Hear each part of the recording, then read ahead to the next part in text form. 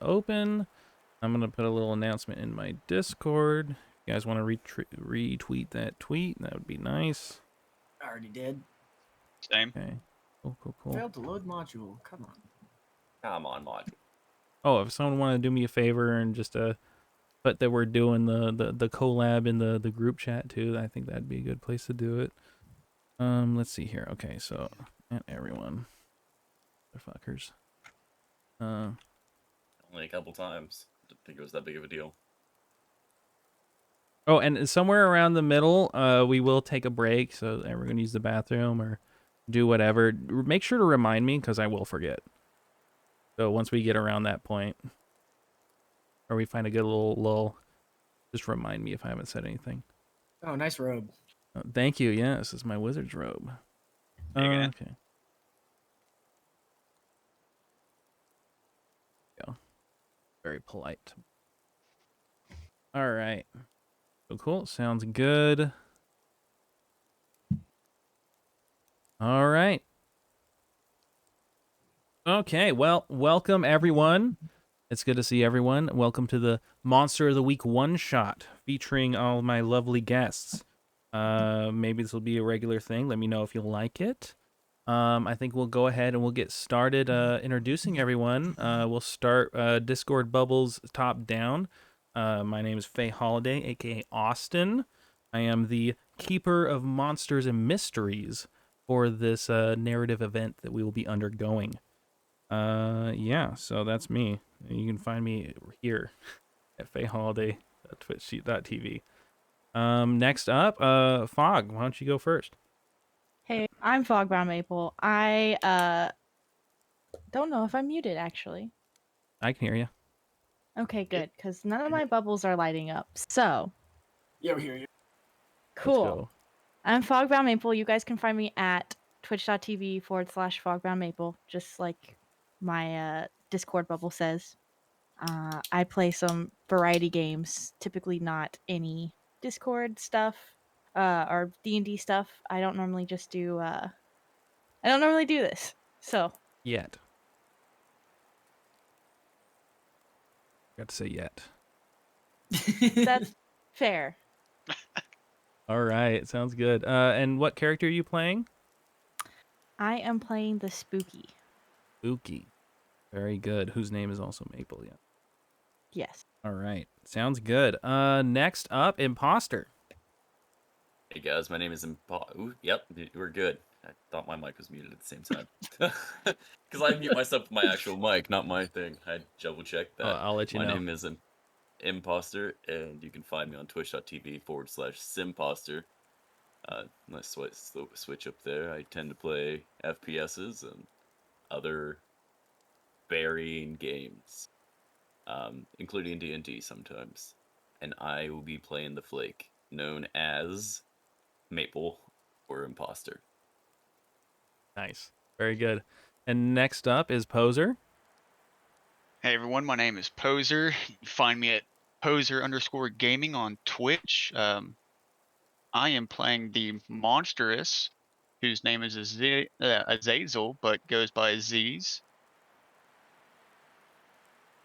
Yeah, that's pretty much it. Sounds good. All right, Retrace. All right, what's up, guys? My name is Retrace. You can call me Trace. I am a variety streamer. Twitch is twitch.tv/Retrace. My main game is Final Fantasy XIV, but you can kind of find me playing whatever I feel like at the time. My character today is going to be the professional that goes by the name of Six. All right, and that's here we go. That's everyone. Thank you all for being here, and let's just jump into it, yeah? So we begin the narrative on a very rickety plane. Anyone who has any sort of flying anxieties, you're gonna wish you had half a Xan before you land on this one. I'll tell you what. This plane seats about, we'll say, there's about like 8 rows, about 4 seats on each side. I guess that's 4 rows with whatever. Anyways, but the first thing you notice when you get in here is the seats look very comfortable, especially when you saw the outside of the plane. very patched together, very not good. And that's when you realize that the seats are kind of a new addition to this plane. But they are very nice as far as how they're bolted in. Maybe you know that they're very secure. Maybe you know they aren't very secure. But what you do know is you've already taken off. So the pilot of this you've all met is a very flamboyant and very talkative man named Mad Scotty. As far as the origins of his name, the smartest you might just know it as he's the only one crazy enough to fly you guys to your destination, which is a very remote town. It is the dead of winter in very northern Quebec. The days are short, the nights are longer, and you haven't really been there yet. But from what you've seen from outside the windows, it's gonna be a hard journey. The name of the town, the official name, is Le Croix Endormi, which is French. If you know what that means, that's up to you. But all the residents just call it or sleepy. It means it tastes like TV static. Yes, true, and based. As you guys are sitting around, which one of your guys' characters is probably the most sociable? Might I ask? Not Not okay. not at all. Yeah, I think I'd be on my laptop looking up more information that I could find on this place, if anything. All right. Yeah. My character tends to stay away from people unless necessary. Oh God, we're all introverted here. Absolutely. I'm not introverted. I don't how do I He's concentrating on his task. I pay attention to my job and that's about it. Yeah, he's on the clock right now. Yeah. What about Maple? Is Maple social? Good question. She's not super social, but she will talk to people. All right. And it's a very I would love to say it's a nice quiet ride, but it's not. You actually, I think if you listen real close, you can hear a lot of whistling, and you're pretty sure that's wind coming from the outside of the plane as it's flying. At the front of the plane, it's very rocky as the front fan spin kind of rolls around. And if you look towards the back, you swear, because there's a back hatch where they've loaded some like crates and stuff in the back here behind all the seats. You can swear you see a little bit of light peeking from the door back there. And it's very rickety and stuff. Where is everyone sitting? There are four. I assume since you guys aren't very sociable, no one's really sat next to each other. I'll be in the front row on the left-hand side of the plane. Okay, front row left.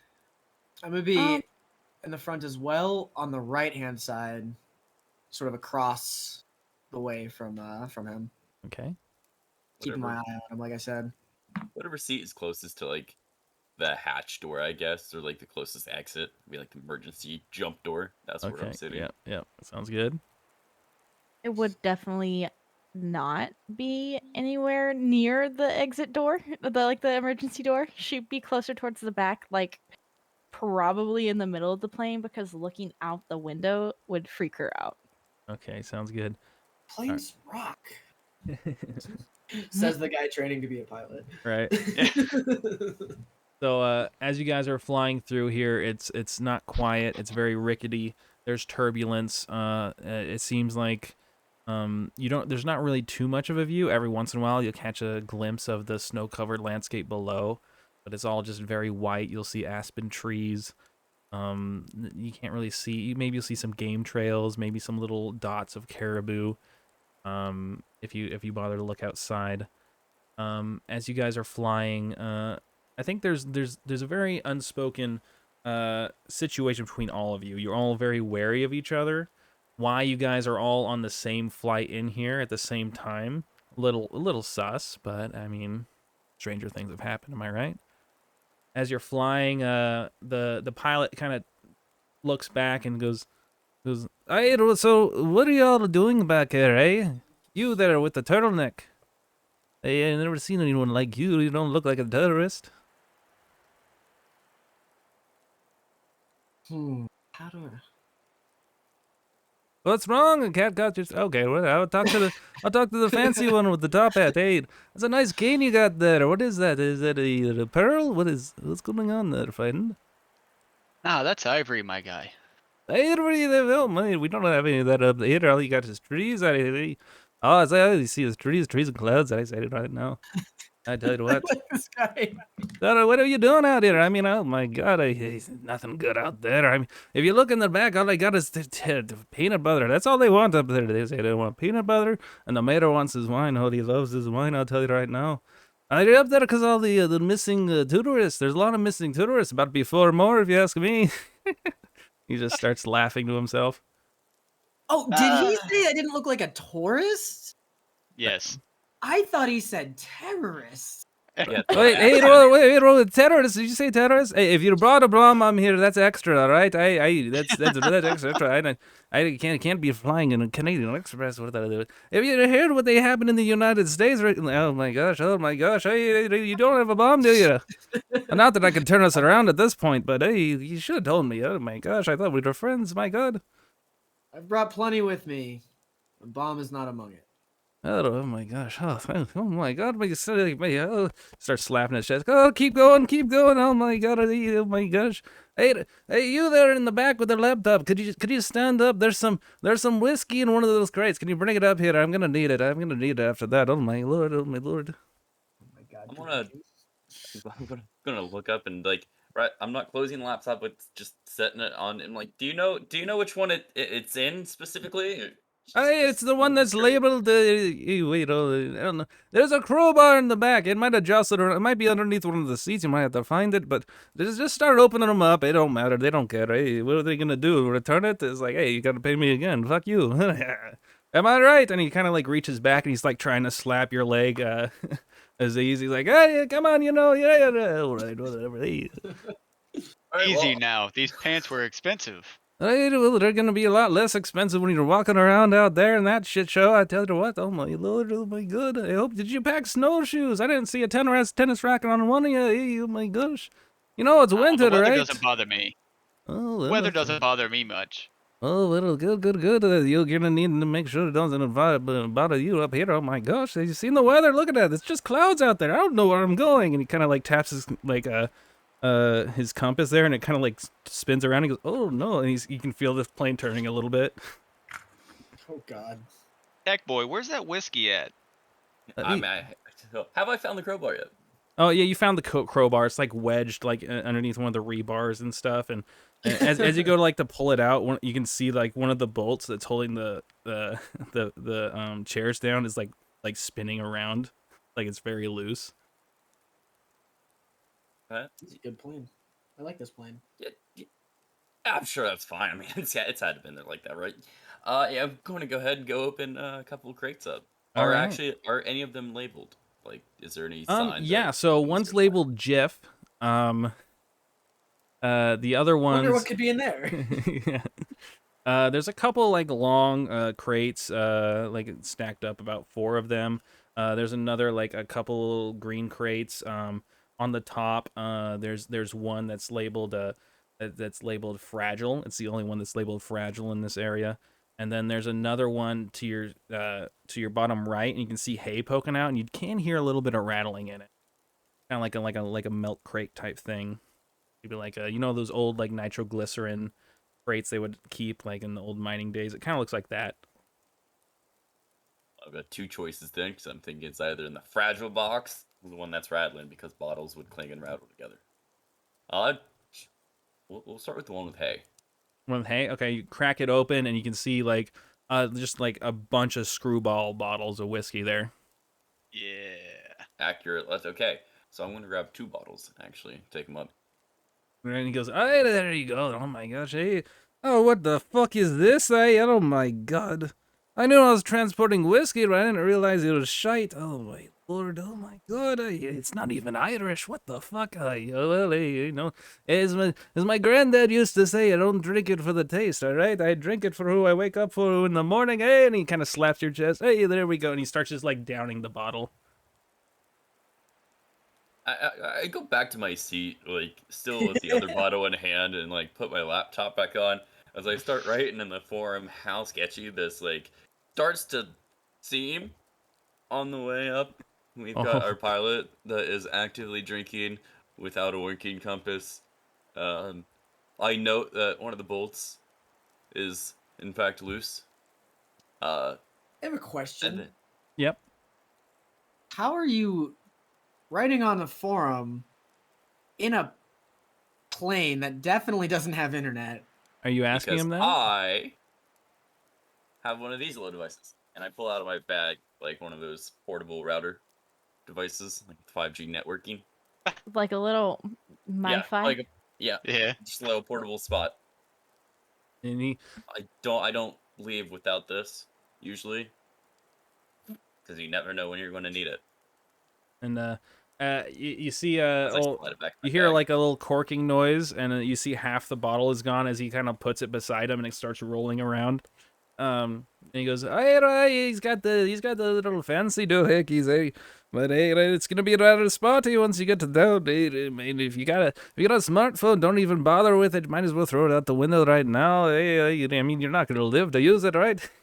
He starts like smacking his like armrest. He goes, "I crack myself up. Oh my lordy, oh my heart has." And he kind of like starts like spacing off. And he goes, "Hey, my." Azazel walks up, and picks up the bottle of whiskey, opens it back up. Scotty, you don't look like you need this anymore, my guy. Starts walking away as he chugs it.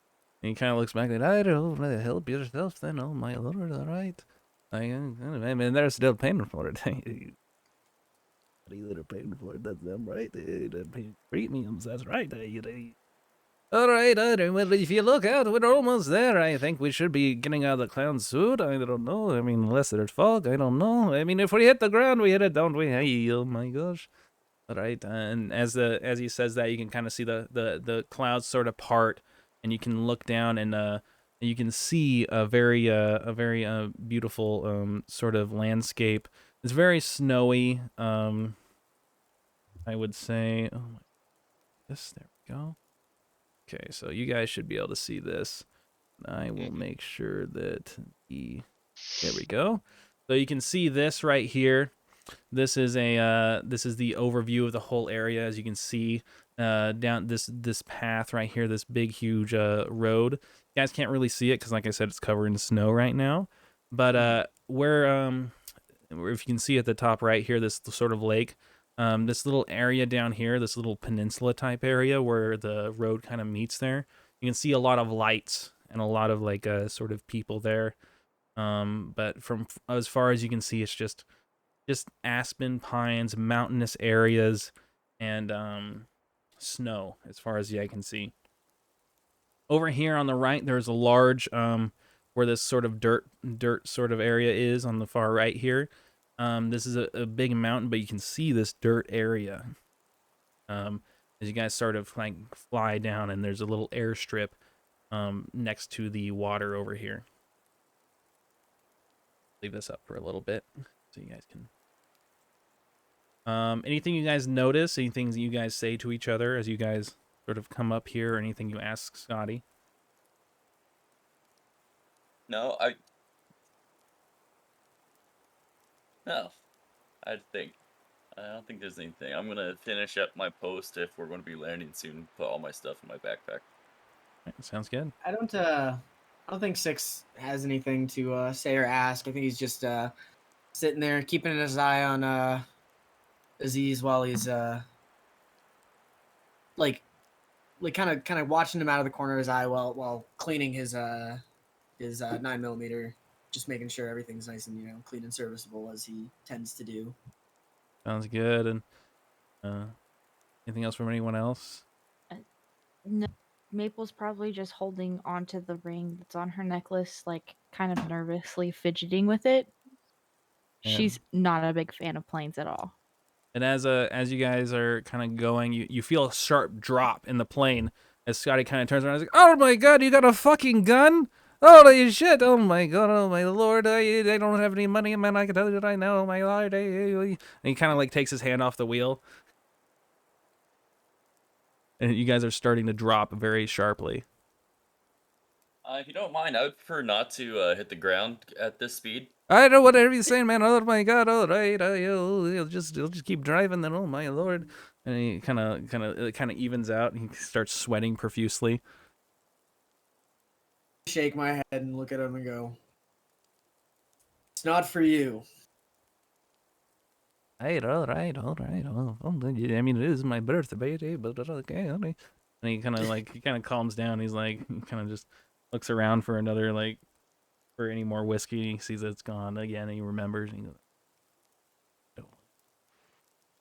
and he kind of goes down. You can see a runway that's kind of on the side here, and then you can see that I mean, it's just snow all the way down. To see, it's been recently cleared, and it looks like it's a very like dirt sort of runway. Like it's not been paved or anything. And he kind of like brings it down, and then it touches down, and he kind of like drives it forward, and about halfway through the landing, the engine actually cuts out. And he goes, "Hey, don't worry, that's it. Always does that. It's all right. We'll just coast right on in here." And it finally comes to a stop. And he kind of comes out, gets up, and he goes, "Oh, man, look at that. There's land, street, land, all right. You guys know all that about that." Then he kind of goes over and he kind of like starts fidgeting with a little like rope that's kind of like where the step ladder is, but it's it's part of the door. The door just comes down and kind of like opens up, kind of like an attic would, but it's got little stairs. And he kind of like is fucking with it, and it kind of goes poof, and it kind of just lands on the ground very fast. Goes, there you go. All right. Thank you for flying Air Scotty. All right. Make sure you put that in your pants. I mean, sure, the sheriff's gonna come look at you guys before you tux, but you don't do that. You don't know what I mean. Just put that away. And then, if he catches you with it, you didn't bring it with me. All right. You found it on the ground outside. All right, in the snow or something. All right. Six just presses the side of his briefcase, opens it up, and just places the 9mm in there before closing it. There you go. That's a good boy. Oh my gosh. If my mother saw you, she'd say you're such a good boy, and she'd pinch your Oh my cheek, God, and what then the she'd fuck? kiss you on the forehead. You're such a good boy. All right, all right. I'll see you guys later. I gotta get in touch with old Trevor, the guy who runs the store. I mean, all this peanut butter's for him. Oh my gosh, with him, what is up with that? Hey, as long as he pays for me, is that right? And he kind of like jabs you in the ribs, Maple, as you kind of go by. Get paid, yeah. My gosh,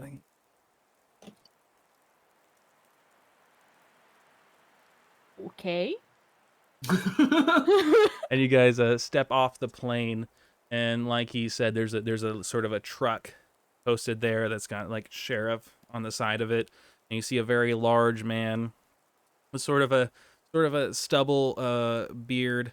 He's wearing sort of like the tan sheriff's outfit, but it looks like it's it's not really pristine.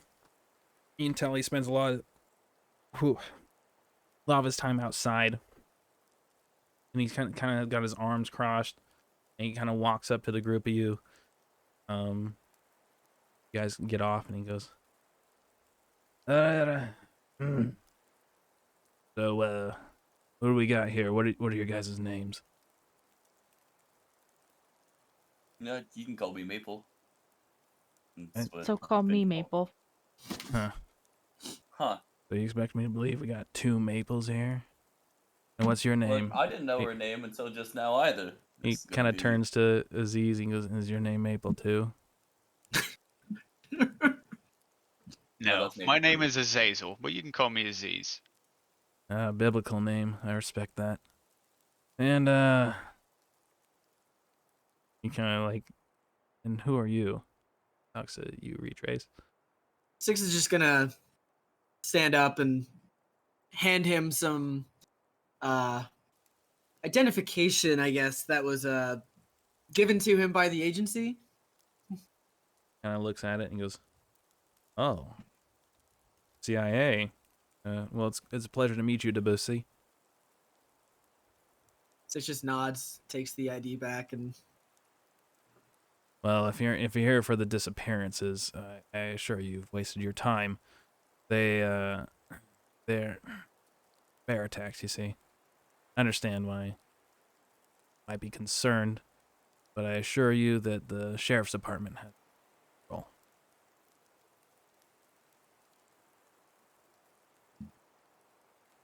Can I ask why you guys get so much peanut butter?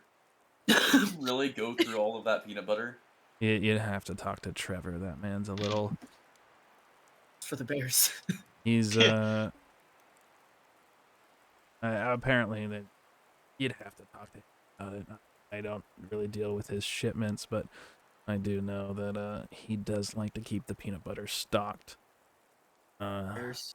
He's listen, as far as Trevor goes, he's a valuable member of this community. But he uses peanut butter for everything. I don't want to know what that means. You don't want. But Yeah, that's apparently he makes the money for it, and the mayor doesn't see a problem. So, yeah, he gets a lot of peanut. But as long as that's the worst he does, it's really none of my business. he doesn't have any dogs, does he? No, no dog. Although, no dogs. Kind of breathe aside relief and just. All right, well, that eliminates one thing. Very true. God. If you guys are staying in town, the hotel, the hostel hotel, town. It's a very tall building. You can't miss it. The mayor. It's free to stay. You'll have to talk to Jimmy. He operates the. He's the manager of the area. So if you wish to stay in town, that's that. This is the middle of winter, so if you guys are planning on leaving town, I'm gonna have to firmly ask you that you do not. We have enough tourists missing. Where have these tourists gone missing at? Well, if they were missing, if they weren't missing, we'd know where they were. We found some. We found a crime scene north, but I assure you, it was just bears. As far as any other missing tourists, I believe they either left a different way or simply not find them. That being said, this place is very safe. The town is very safe. Just do not leave the town if you're not experienced or prepared. That sounds awesome.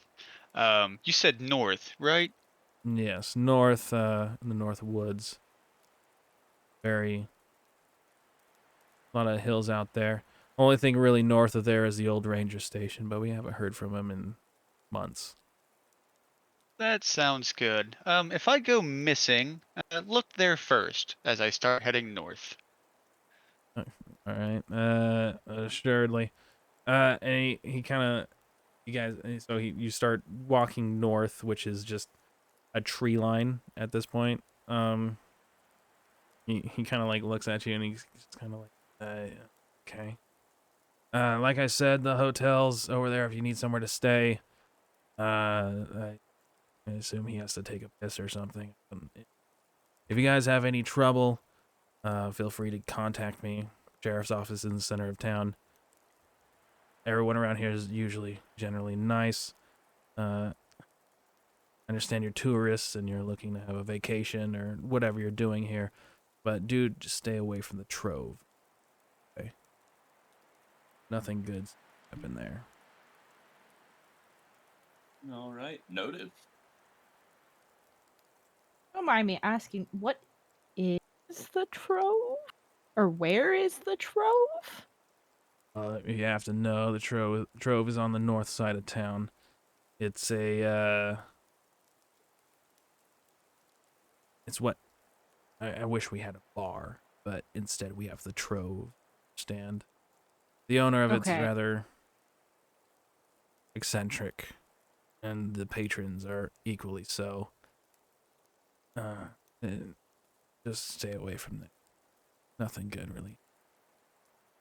But if you're here for the ski resort. There is good skiing up there. I couldn't really give you directions towards it. Perhaps the mayor can. He always enjoys visitors. Find him at the lakefront.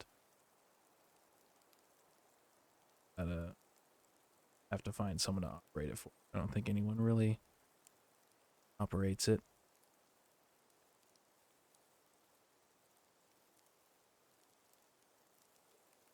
And he kind of Okay. just seems satisfied with that, and he just looks over you guys. Any questions or anything before I leave?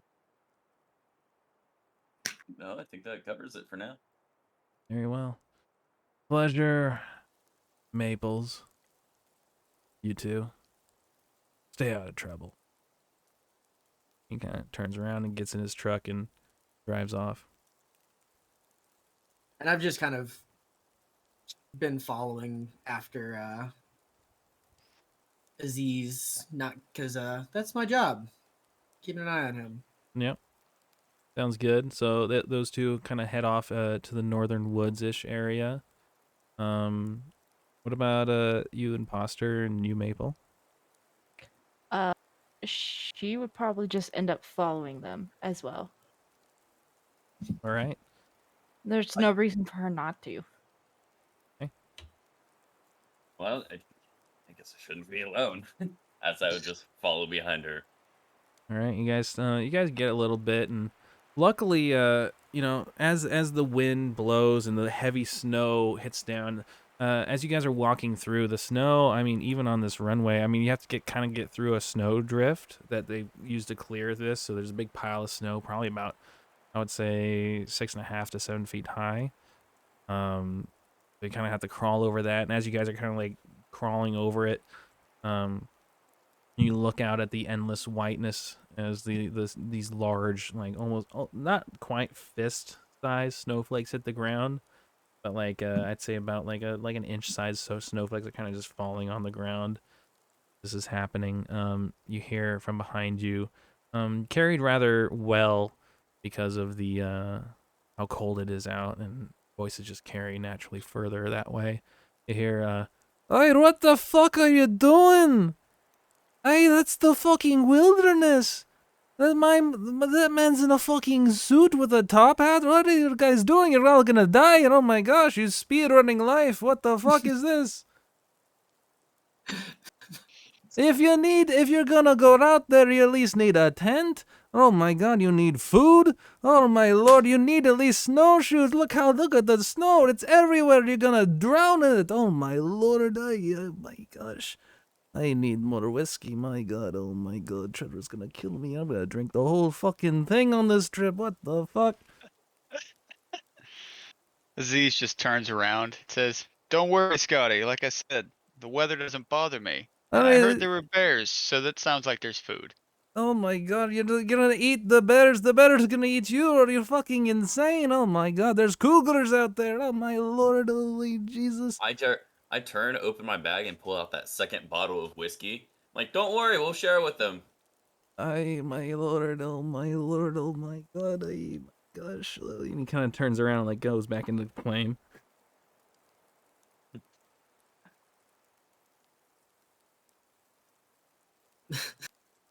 And I guess we're just going to continue onward, too. All right, you guys continue onwards north. As you walk through here, I would say it's probably about 3 o'clock in the afternoon, which means the sun's sort of just setting. Because it's winter and because you guys are so far north, there's only about, I would say, at max 4 hours of sunlight, assuming that, the clouds aren't super thick, or even if it's open. So as you guys are walking through, the light sort of starts to dim, and you walk into this sort of these aspen trees. The branches are weighed down by this thick amount of snow that is on them, and underneath them, because of this, no light really gets in, and it's very extremely dark. You guys enter this thick tree line. That's it. Well, someone turned off lights pretty quick. And- Oh, who needs light? There's Yep. enough snow on the ground that if we really need to, I think we'll be able to find our way back. Very true.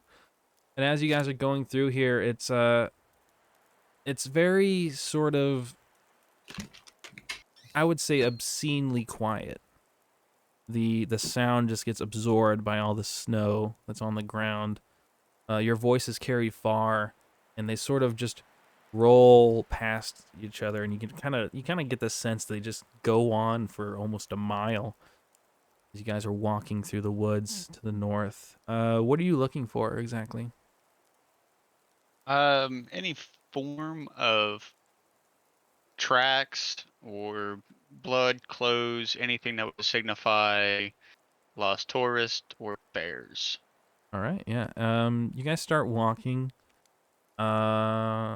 You don't really hear any birds or anything like that. Every once in a while, you'll hear a large, sort of like caribou's call. And as you're walking, you can see you actually do come across some like what you believe to be dog tracks. Um, that are going off, kind of like you guys are kind of going straight north. Do any of you have a compass or anything? I definitely would. Okay. So you're going north as the compass says, and so they're kind of going from east to west, um, sort of. The tracks that you come across it.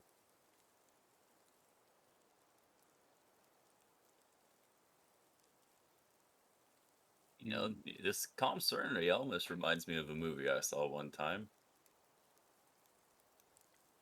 Yeah, what Oh, movie? It was, man, what's the name of it? It was a horror movie. It actually ended up getting banned because there was an albeit like deleted scene from what I had heard that was just way too realistic. So they ended up banning that. But like this is like how the snow's falling and how these trees look kind of reminds me of it. You know, funnily enough, I was thinking the same thing. And speaking of that, as you're walking through here, you sort of remember this movie, and the scene in question, and it was this abhorred scene where the main character finally breaks after weeks of being out in the wilderness, and sort of just eats a couple of his friends and even his younger daughter alive out in the woods, and it's some sort of insane little frenzy, uh, hunger like frenzy. Um, After you explain this, I imagine it kind of puts a damper on the mood a little bit. As you guys are walking, you do hear a long howl in the distance. Aziz turns around and looks at Six. Hey, Turtle Boy. Going off of the way you look like you got some training. Which way do you think we should go? Six is gonna sigh, and I guess can I take a look at the tracks and see if I can kind of better determine what like actual animal it might be, like The what actually made them. the dog tracks. Yeah, like if they were Yes. actually dogs or. So looking at the tracks, you sort of like look down on it. It doesn't look like anything like a human would have done. It definitely seems natural to you. And as Mhm. you sort of kind of look around on it, uh, you don't really have anything that can tell you what sort of animal this is. You don't really have any experience with that. But looking at it, it looks like it would be very large wolves. Mm. Probably about maybe like 250 pounds each. These are large ones. They're big. These are massive wolves. Like a whole pack. Yeah, it looks like there's probably, as you kind of look around, it seems that they're walking in each other's footprints, so it's kind of hard to tell. Like they followed like a singular line. One would kind of like make a path, and the rest would kind of go along with it. It seems like That it feels unusual too. at least about like 8 or so. This a couple of the footprints are a little smaller, a couple a little bigger, but the smallest might look like maybe like a little like 150 pounds or something. Oh, does anyone here have any knowledge of animals? And what would be the norm for this or not the norm? I would not. Here.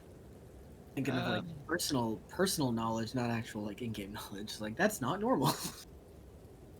Aziz being the age that he is and being around for a while, he quite possibly could have some form of knowledge of that. Yeah, you do remember wolves being this big. So this isn't completely out of the norm for you, but it was probably easily like probably like 7,000 years ago. Yeah. Hmm. So I think after looking at the footprints and everything, or the trail going to the side, Six would point at them and say like talk about like considering how large and how many of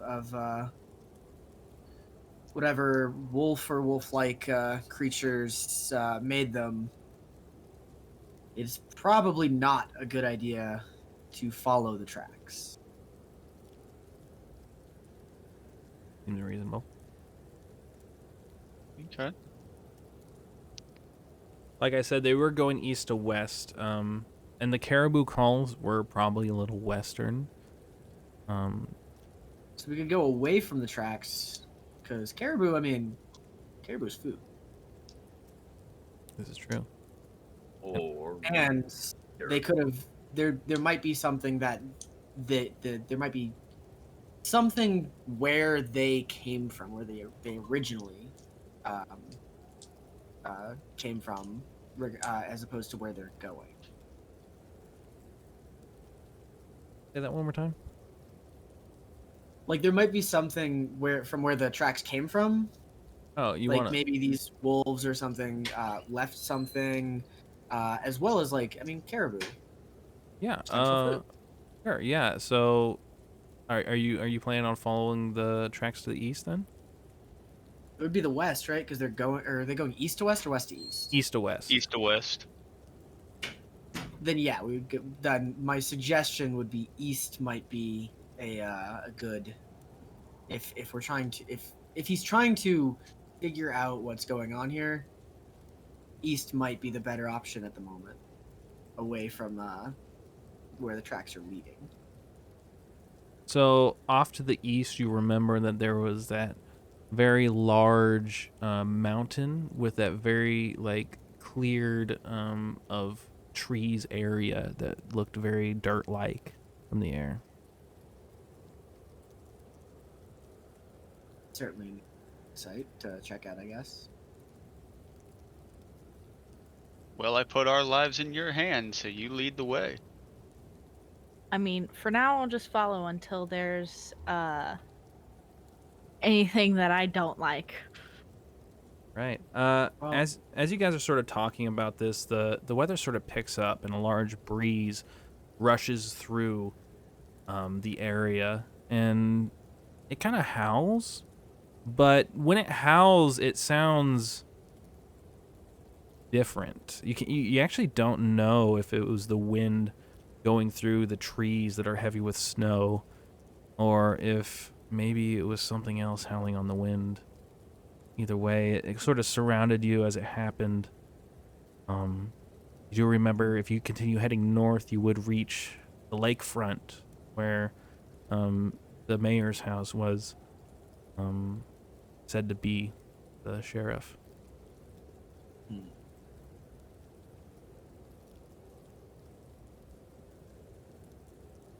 Faye, don't listen to Sir Dead. He's trash. Oh, I never would. Well, thinking about it, we know Ignore that. dirt area is, and it would be probably pretty easy to get back to there and check it out. I think continuing towards the lakefront and seeing if the mayor has any information and things to say would probably actually be the better move to start. Probably be beneficial, yes. So That's I not think a we, bad yeah. idea. So I think we'll start heading towards the lakefront, and before we keep on moving, Six is going to just pull his 9mm out of his case again and just put it on his hip before continuing on Right. to the north. Then All right, sounds good. You guys continue on towards the north, with the sun sort of slowly, the light kind of getting darker and darker. It's starting to get a little bit hard to see. Do any of you guys have a source of light that you wish to use? I actually happen to. So, pull out my flashlight. See, Imposter pull out this large, like almost foot-long, heavy flashlight. It looks like you could probably club a man to death with it. And he turns on, and this bright, sort of spherical light goes forward in front of you. And are you gonna pass it on to someone else? Who's leading this, or are you gonna? I'm gonna walk forward a bit more. I don't know these people. I'm not gonna give them one of my items. Okay, there you go. So I'm gonna move up to like the more forefront of the group. That way we have light. So he moves up towards the forefront, and as he does, you can hear the wind is picking up, and that deafening quiet where all the sounds sort of soaked into all the surrounding snow sort of stops as the branches start bending in this breeze, and the snowflakes rack against the sides of things, and the whistling goes through the branches. And every once in a while it'll pick up, and you hear that howl again. But you kind of realize that this whooping, it's a sort of a whooping, whistling sort of sound, very guttural. As it, you thought it was the wind because it was coming from the direction of the wind, but after a little bit, you hear it's definitely behind you. can I take this moment to potentially read a bad situation? Of course, yeah. Go ahead and do the roll, which I believe is sharp. It's sharp, yeah. So let me check my sharp. My sharp is 0. Okay. Yeah, so just do a d12 and tell me what you get. Let's see. Let me move my. There we go. I got a 9. A 9. All right. So you get a hold 1. So on a hold, it can be spent to ask me one of the following questions. What's your best way in? What's your best way out? Are there any dangers we haven't noticed? What's the biggest threat? What's most vulnerable to me? What's the best way to protect the victims? I'm gonna go with, are there any dangers we haven't noticed? There are indeed. There is something more dangerous out here than just the weather that's obviously picking up, the storm clouds that are coming in. There's more danger than the howling of the wolves or the caribou. This whooping behind you is not the wind against the trees. It's something bigger, something more aggressive. You're not sure what it is, but it's as you sort of realize this, the hairs stand up on the back of your neck, and you realize that maybe you should have gotten a ride. Maybe you should have followed the road. Why did you come straight into the uncharted Canadian wilderness, armed with nothing but your civilian clothes, flashlight, and a fair amount of guns? But whatever that is behind you, Fair enough, yes. maybe it knows you're here, maybe it doesn't, but you're in its house, and you don't really know where you're going.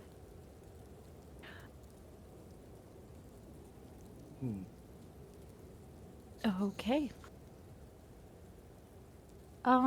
With that, can I roll my premonitions?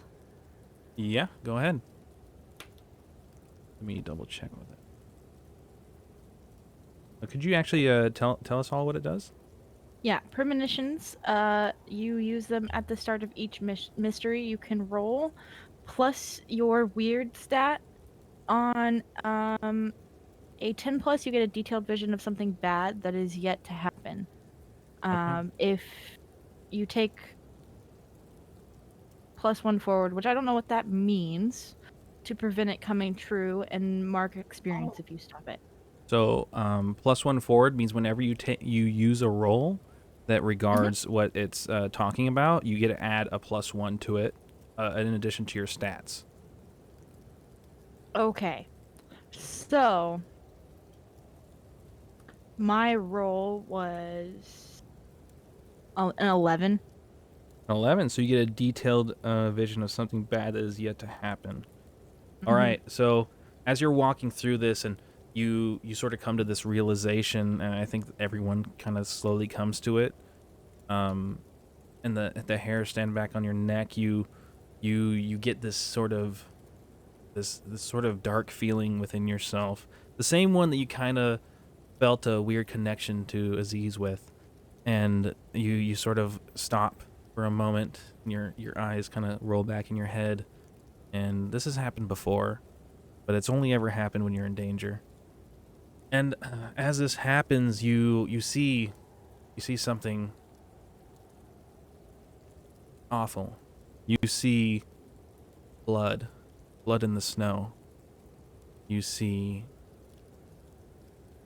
red eyes that are piercing. They're debilitating. There is nothing you fear more. You've never felt this feeling. This isn't regular fear. This isn't like you turn the lights off and you run really quickly to bed. It's like looking at before you were born. The amount of uncertainty behind this feeling is scary, and the worst part of it is that your friend with a laptop is mangled in the snow. His head spun around. You can see large claw marks in his back. But you do notice the sun is out.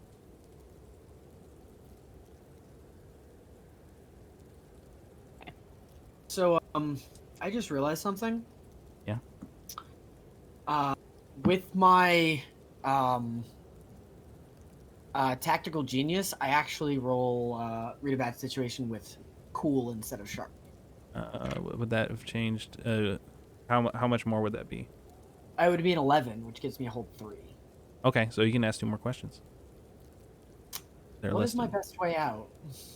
Your best way out is to get to the mayor's house. Okay. And Because the whooping is coming from behind you.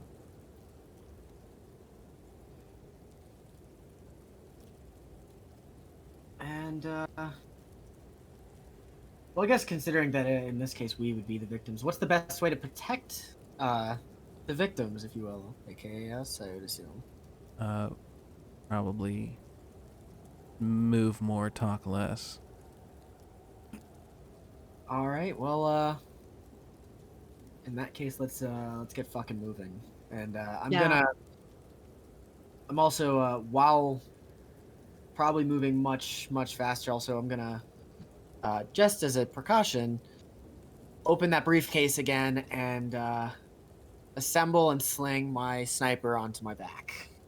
All right, yeah, you do so. It takes a little bit of time. While he's doing this, Mabel, do you wish to share what you've seen? She would definitely share. She would be very disoriented as she was talking, like trying to explain what she saw. I would say, Aziz, you feel a power sort of a very, maybe not demonic, but a very evil power. Just Very sort of ominous. very ominous, yes. Envelop over Maple, and as you turn around, maybe as Six is sort of explaining how you're in a bad situation, you look back. You're kind of not really listening to him because there's something more interesting happening. As you look in her eyes, roll back in her head, and you can feel that there's magic there. Gotcha. As I believe that imposter would just be shining his flashlight around, kind of getting a little scared as Well, Six up is until being very yeah, blunt. when Six does start assembling his gun, I'm going to pull my shotgun out of my bag. As it's not like a huge spaz shotgun. It's I imagine it's like a smaller and double-barreled, like sawed yeah, off. pretty much, yeah. All right. Something to keep on me and able to be carried around without questions, as long as nobody searches us like the sheriff didn't. Yeah. Maple, as soon as she's like coherent enough, she's gonna basically explain everything that the DM just said to us, and then she is going to, while she's trying to get everyone to move, she's like, "Come on, we have to go. We can't be out here. Like, I'm not dealing with this. We gotta go." She's gonna get out her weapons and make sure that they are ready to go, which is a knife, and she's gonna make sure that it's in the little holster on her hip, and then she's gonna keep her 38 in her hand. And as this sort of messy-haired auburn-haired girl pulls out these weapons from her pouch, and she starts agreeing with Sex about how dire the situation is that you found yourselves in. How exactly does she explain her premonition to the other people? How does she explain what she saw? She's gonna go, "I know this sounds really crazy, but I just saw a very bloodied snow-filled day with some of us in it, and I don't want to be a part of that right now, so can we go?" Yeah, you know what? I rather like my life, so that's it. Yeah. Definitely. Six is just gonna point to the north where we're heading and just like very firmly move. Yeah. All right. Yep, I think that covers it. That seems fair enough. I'm glad all of us have protection too. And with that, you guys start moving. You start moving very quickly. You guys probably, I mean, just from where you landed, you think you've got about a mile to go. How fast are you going to be moving? And Okay, are you moving as fast as you can? my Are you- question is, how fast would the snow allow us to move without like It- excruciatingly exhausting us? So it's coming down now. It's been going down for a while. You guys sort of landed in the preamble to a blizzard, it seems. And the snow doesn't really go away here. It's about, as you're walking, it's about 2 feet of snow, which was kind of manageable at first, but it's building. And as it builds, it's starting to get to a point where maybe you should have had some snowshoes. It definitely would have made this easier. And whoever's in front definitely is going to have to push through all of this to kind of make a way for the people behind. As far as how fast, I'd say, I mean, you're moving, but it's going to take probably at least about half an hour to reach there if you move at a reasonably fast pace. If you wanted to move faster, whoever's in front would have to probably, I would say that if you want to move faster than that, you'd have to pick someone to kick some ass, because they're going to be the one barreling through this. And it's not just the snow. There's toppled over trees, branches that are sticking out that you can't really see because they're buried. Little things that can trip you up. But if you move just fast enough, it'll take half an hour. But if you want to move faster, all right. So, do you take the flashlight from Imposter? so you can see where you're going, or are you just gonna run through it? Yeah, I think I'm gonna like kind of hold my hand out for it and just be like, give this to me. I need it, and I'm getting us out of here. All right. I don't want to lose my life, and based on what she saw, that's probably the better option. I'm All gonna right. hand him my flashlight. Go ahead and give me a kick some ass roll. All right. Well,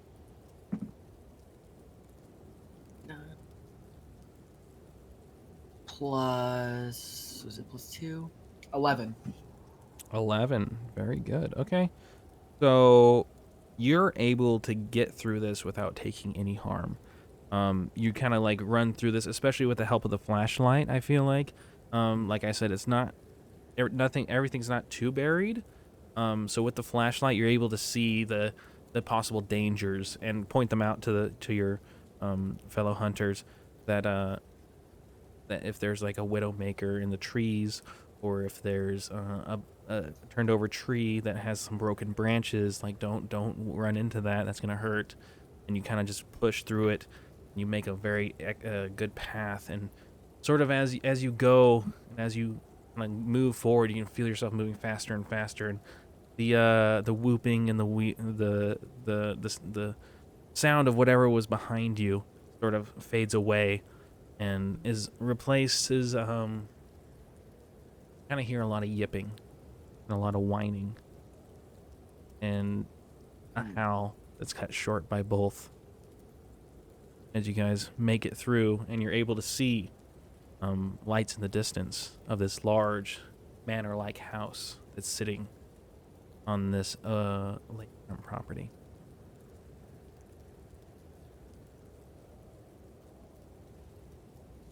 I'm not stopping until we actually get to the property.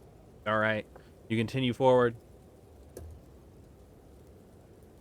And as you keep going, you make it to the door, and it's a big sort of mahogany wooden door. It's very nice. It's got a lion's head with a little knocker on it. I assume you just start knocking. Absolutely. You start knocking, and you see some like movement from inside, and the door sort of opens.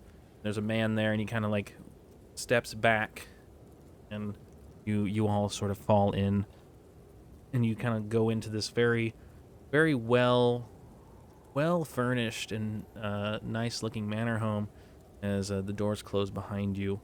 The man who opened this door has very blonde, slicked back hair. His sort of attire is very like he has like a suit, but it's not quite a suit. It's almost like a dark tweed sort of suit, with a very red sort of poofy.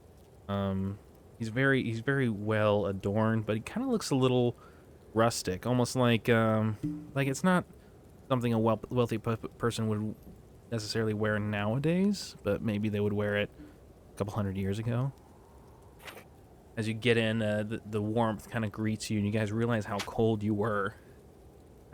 Various attire, save minus maybe Six, who was wearing like a sweater turtleneck. As you guys kind of get in there, you're kind of wet from all the snow, and he closes the door and says, "Well, what do we have here? Do you guys need some towels? Please. It's quite late. You really shouldn't be running out there, especially in a blizzard. Sorry, my name. Oh, my name's not important. Yeah, give me 1 second. I'll go fetch something for you." And he kind of like walks into another room. He's very graceful as he walks. Very nice shoes. No real jewelry to speak of. But he kind of has a very excellent posture, and he kind of walks out of the room, and leaves you guys to yourself for a bit as you feel the first sense of safety that you've probably felt in the last 2 hours. I put my shotgun away. Catching my breath, just sliding it back in my backpack. I'm not putting my weapons away, but I'm definitely wiping them down and making sure that they're not going to rust or anything. Making sure they're nice and clean. Of course, right? I lean my cane up against the wall as I dust some of the moisture off of me. Oh, that wasn't too bad for a hike. I feel like as you dust it off, the water kind of actually just sort of evaporates, and you sort of clean yourself very quickly and efficiently.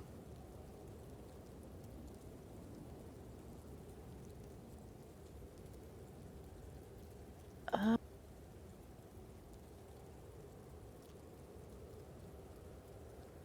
So, no mangling tonight, right? We just avoided that. yeah, for now.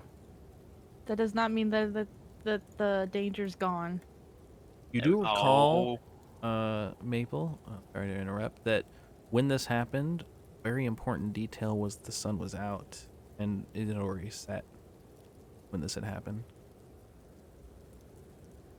Okay, she will reiterate that sun was out. That does not mean that there was not going to be some sort of mangling in the night that we were out there. it wasn't too bad. I was hoping to pet a bear.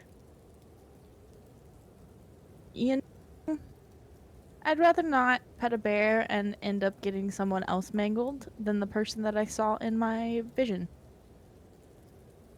Oh, vision isn't nothing. It's kind of like watching TV. As you guys are sort of talking about this, you hear sort of a chuckle. I think you'll find there are no bears here this time of year. Here, he kind of hands out some towels to you, and then he kind of goes up to Aziz, and he sees that you're already dry and cleaned off. He goes, "Oh, all right, very well. Here, come inside to my study. Here, I have a fire going. I think you guys will warm up very nicely here. Sorry, my apologies. You quite startled me.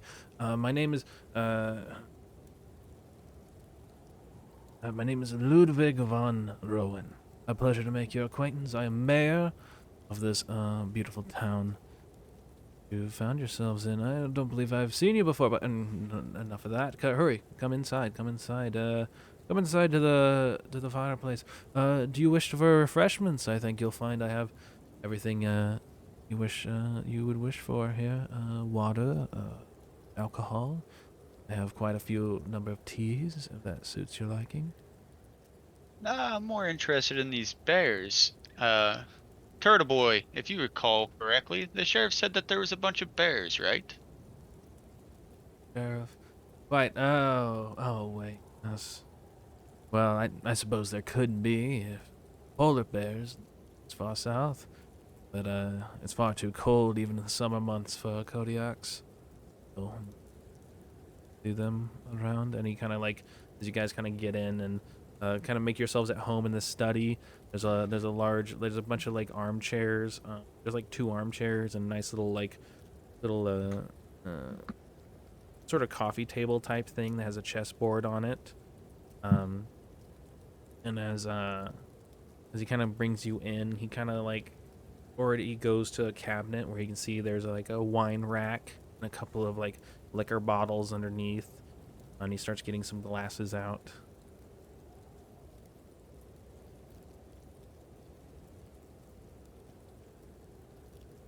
I go near the fire just to like start warming up my hands a bit more, realizing just how cold they were. Like slapping my fingers together. Kind of It's goes, all kind of the says, blood work flowing. I mean, I would say that you're always welcome to stay here until the storm passes over, of course. That being said, if you need a ride to maybe the hotel or something, I can arrange that. Kind of like he grabs a bottle out of the top, and he kind of brings it out, and he pours this thick red liquid into the wine glass. He brings it up. He's this one's for me, very rare vintage. If I get to the point where I like you, I might share it. But I have many other wines here if that interests you. And he kind of like puts one away. I also have kind of looks over to Maple. Hot cocoa. I could be find that if that suits you. Okay with tea. Not particular on what kind, just something warm. Well, I have very fine Earl Grey, straight from the UK. All right, and he kind of like turns around and kind of like starts to head out the room. Any tea for anyone else? For the lady. Yeah, thank you. No, I'll I be should fine. be fine. He leaves the room once again. Where in relation to where we currently are would my van be? So your van, it was to be supplied to you by the local shopkeep Trevor. He apparently is taking care of it and received it approximately, I would say, about 2 weeks before your arrival, along with Revival. the Yeah. revival, the Phoenix. It rose. Uh, about like 2 weeks prior, as well with I would say probably like half your equipment, but I mean you would keep all your weapons on you. And where? And that's a good ways away from here, right? Well, Is it you know, like- you guys kind of just went straight from the airport into the woods, so you never really got your bearings on how everything was situated. From where you know, if we bring back up the map here, which I will bring back up onto the screen as well. So, where this lake is up at the top, you can see kind of where, on the sort of right side, kind of in the middle of the bottom, you see where that sort of dirt, there's a bunch of roads there and stuff. I zoom this in. I'm gonna zoom in on the other. No, it's not. But it'd be right over here. Is where you guys sort of are, and that's kind of where you think you are. You guys landed in the airport, which was kind of on the other side of this river. Generally, there's a road that comes up here and goes to the left, and this is where the town is. That's where you saw the lights. But you guys went up north and kind of got a little off track from the whooping and hollering, and kind of just went straight up over this way towards the north. Yeah. So it looks like we'd be a bit ways away from town with. So it would be. Bless you. Bless you. Sorry. I tried to mute beforehand, but it didn't work. Oh, you're good. You're good.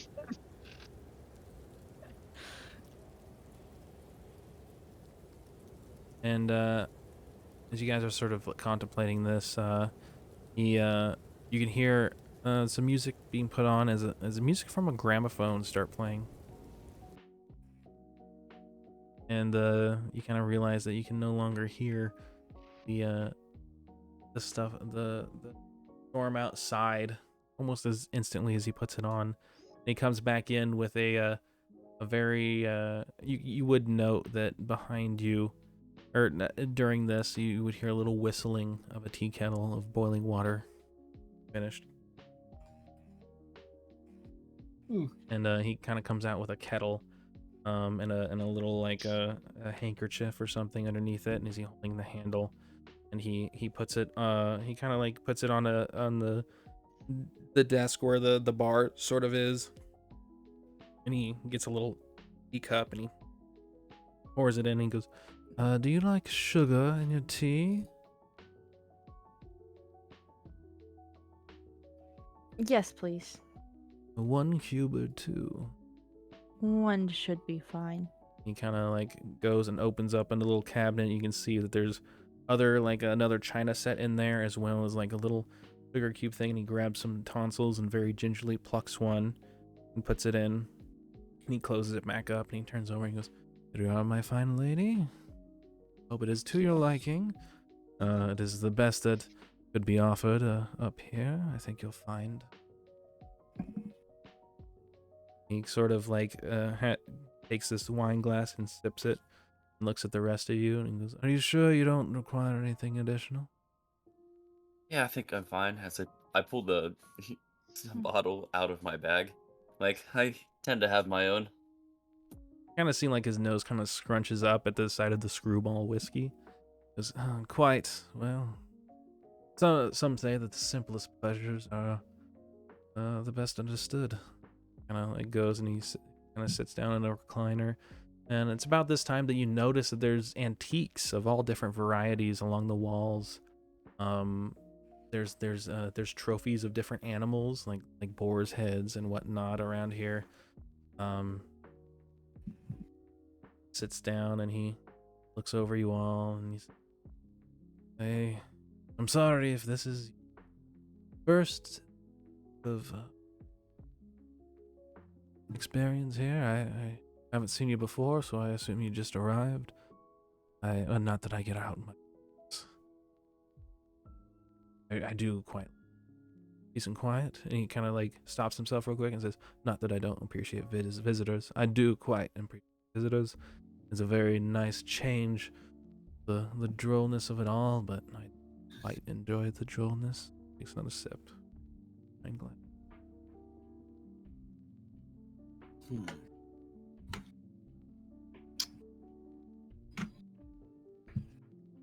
I crack open the bottle, fresh seal.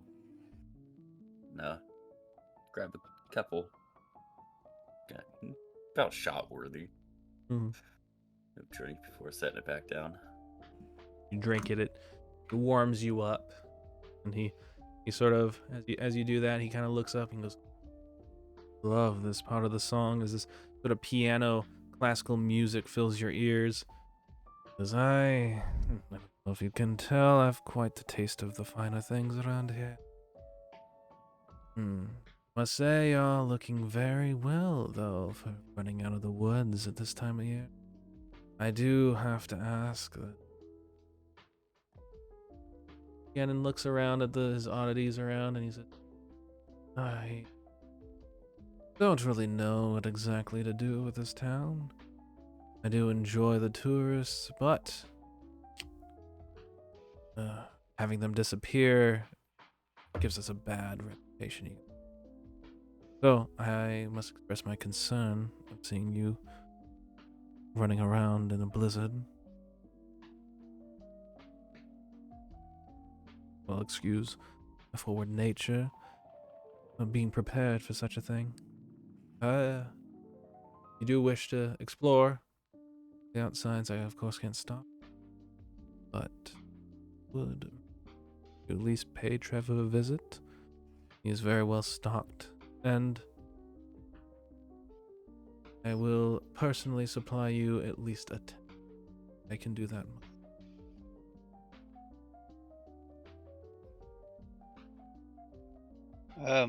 Excuse me. Azazel would ask him to line up a ride for the morning. Line up a ride for the morning? Oh, of course, Yeah. of course. I sort of like goes to a side of the house, and there's like a little like old sort of rotodial phone, and he picks it up and he goes, "Just give it a moment." And he kind of like brings it up to his ear. Yes, Sheriff, yes. Could you arrange a ride for my compatriots here? They need to make it to town once the storm lets up. Yes, 4 of them. Oh. No, they're quite fine. I actually enjoy their company. One has a very exquisite sense of tea, I can see, which I do so enjoy. No, it's no trouble at all. No, they didn't say, but I'm sure they're just very curious. I mean, it is the forefront of the wilderness of this area, right?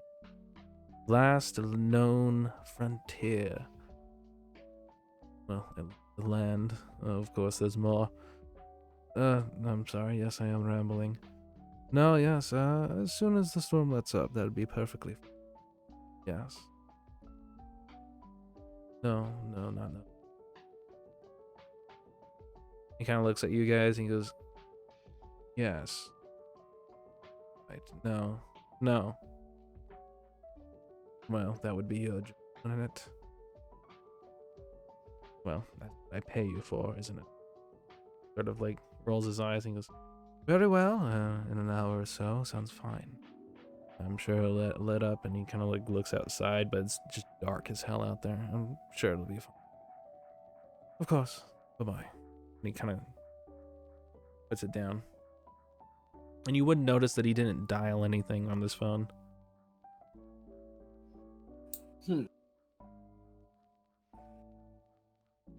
One way.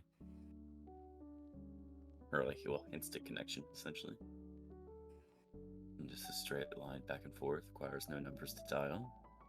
Interesting. I mean, all you need is to contact the sheriff in town, then. Makes sense. Oh, yes, quite.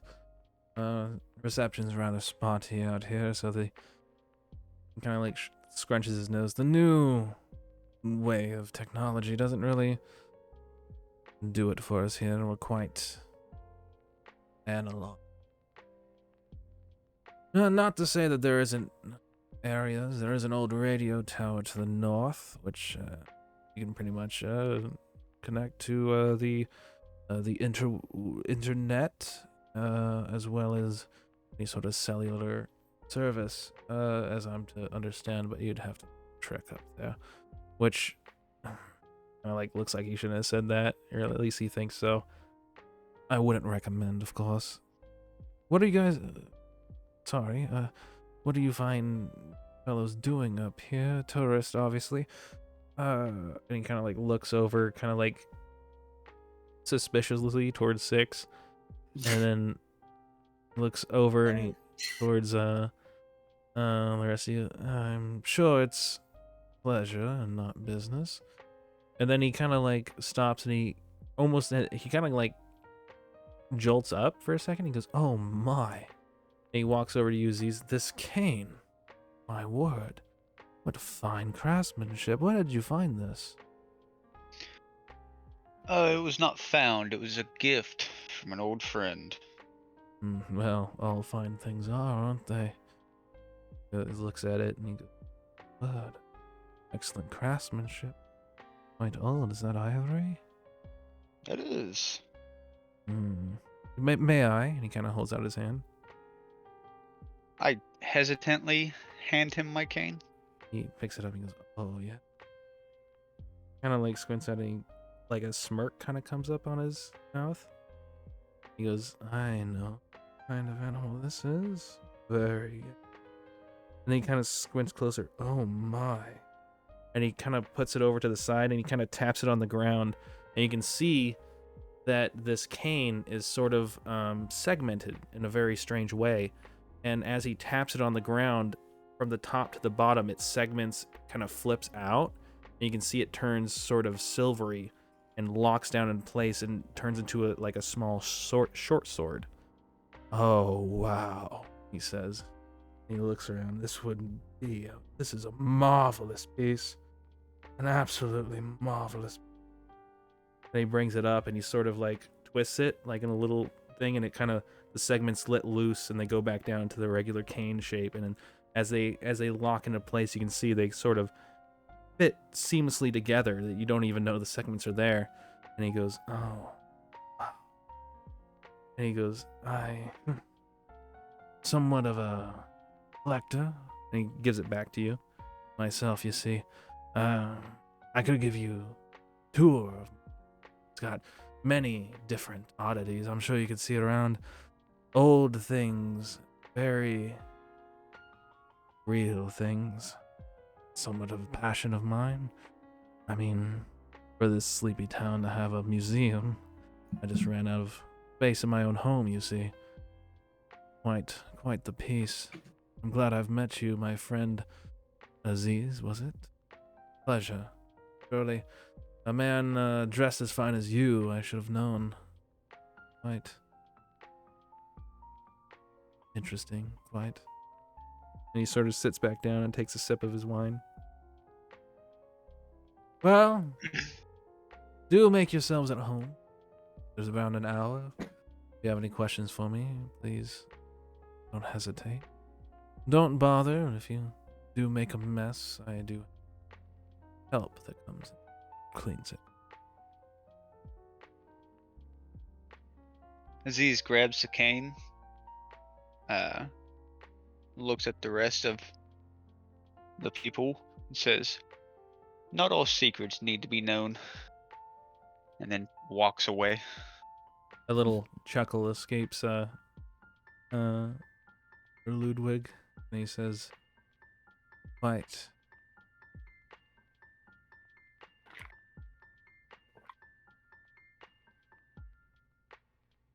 So, anything you guys want to do in this hour while you wait here? Any questions for Mr. Rowan? You guys wish to do during this time other than get warmed up? Not that I can think of off the top of my head at the moment. Because we haven't seen the city yet. Yeah. The only thing that intrigues Maple is the fact that this mayor is drinking this red viscous liquid. Mhm. But she's not gonna ask any questions and she's not gonna do anything about it. She's just watching him very carefully as she sips her tea. Yeah. He kind of catches your gaze at one point, and you kind of, I imagine you kind of darted away really fast. Mm-hmm. And you hear him just say, "Maybe when you're older, sweet child. But this special wine can only be enjoyed by those of experienced tastes." Aziz walks up to him, and I'm gonna use a move on him to see if I can gather any more information. All right, what move do you wish Uh, to use? Mental Dominion. Mental Oh. Dominion.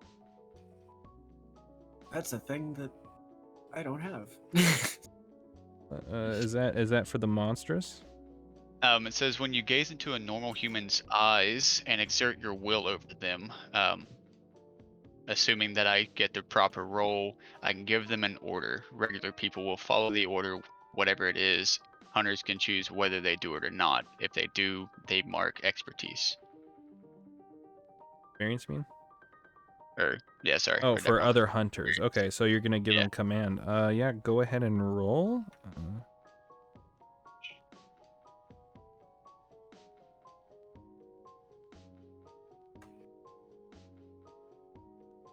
Is it weird, I assume? Yes. Go ahead and do it. 11. 11. Okay. Okay, so roll plus star mention, hold 3. Spend your hold to give them an order. Regular people follow the order, whatever it is. All right, yeah. Go ahead. I order him to tell the party any secrets he knows of what's going on with the disappearance. He kind of like narrows his eyes for a moment, and it takes a little bit longer than you sort of anticipate it to. And what exactly did you ask him? The wording? Please explain to us what is happening with all the disappearing tourists. He sort of chuckles and he goes, "Oh, yeah." He stands up and sort of turns around, and he looks out into the sort of snowy outside. He says, "Disappearances, right? Well, I'll tell you what I know. I know that we are on the edge of human knowledge.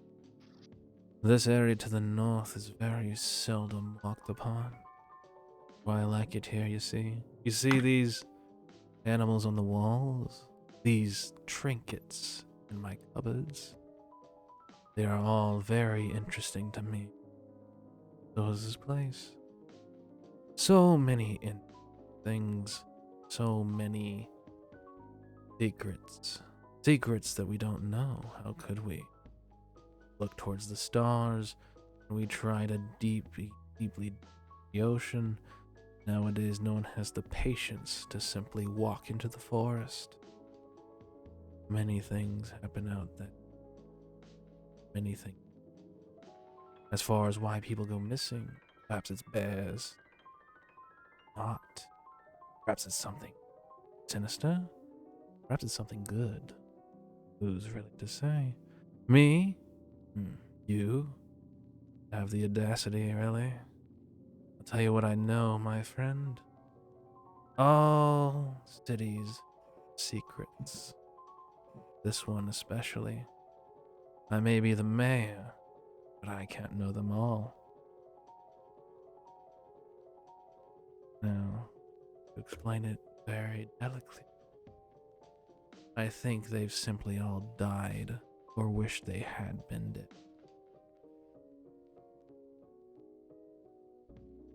Or perhaps they've reached nirvana, enlightenment, perhaps.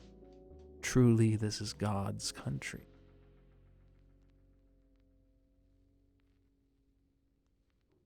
Interesting. Interesting.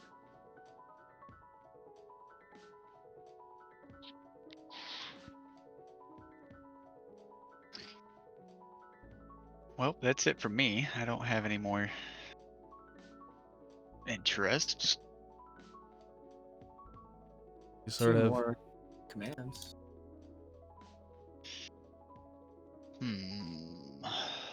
could hold them for later. I'll hold one. Okay. And I will ask imposter, or more of command imposter, to look into his forums to see if he can drag anything out of the dark as to what may be going on here. Is that going to be a separate role for a different person? I don't think it is. I think it is because it's Is it? you're Yeah, exerting yeah, it your will is. over it's an individual person. Yeah, it Not is. it's not like an aura. Yeah, So so you, let me do it again. yeah, go ahead and roll one more time.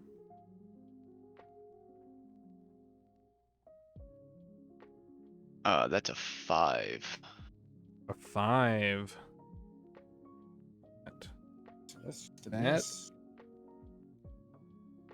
That's gonna be probably a swing and a miss. Yeah, cause that's be a 7 or higher. Yeah, so I think he turns around and asks you to do this. I imagine that you sort of, maybe he kind of says it a little bit rudely.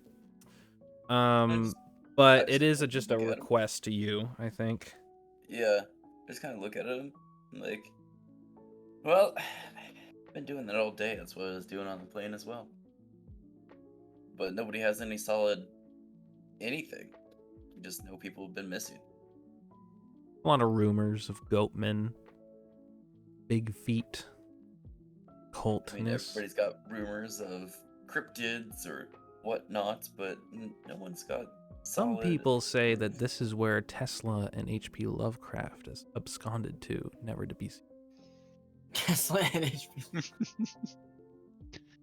What the fuck? They're making a Cthulhu baby. Something. A cyberganic Cthulhu monstrosity. Listen, it's a Lord, I'm looking for it. It's a self-driving Cthulhu.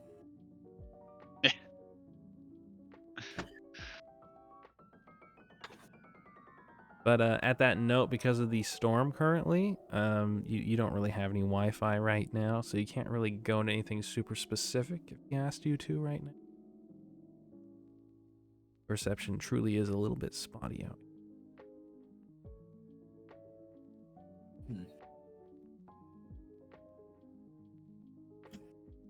Well, I just say we stay here, stay warm until we get a ride and get to town to get the van to be able to do our next things. I'm not sure there's much else we can do tonight while we're waiting for this blizzard to blow over. Yes, that's fair, Maple. Everyone just remember, that's no normal man. As No, I grab my cane and go sit down.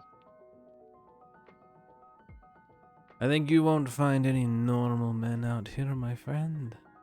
I think truly those who kind of trips over his words a little bit, or not trips, but kind of dramatic pause. Survive out here are or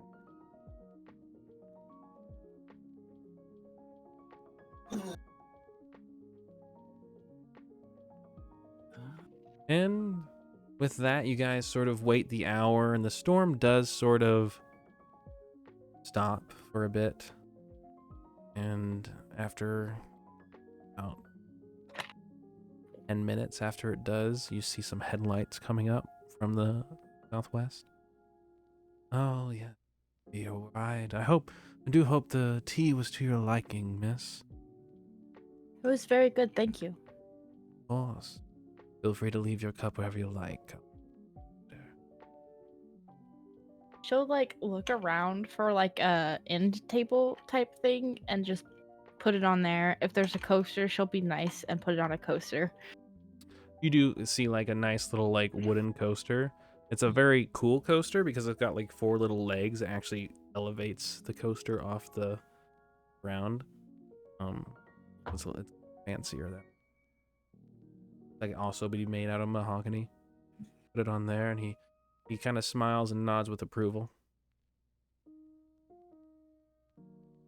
And I guess she'll start like gathering her stuff. I assume that she took off her pack, like her backpack, and like put it down when she came in because they were cold and gross.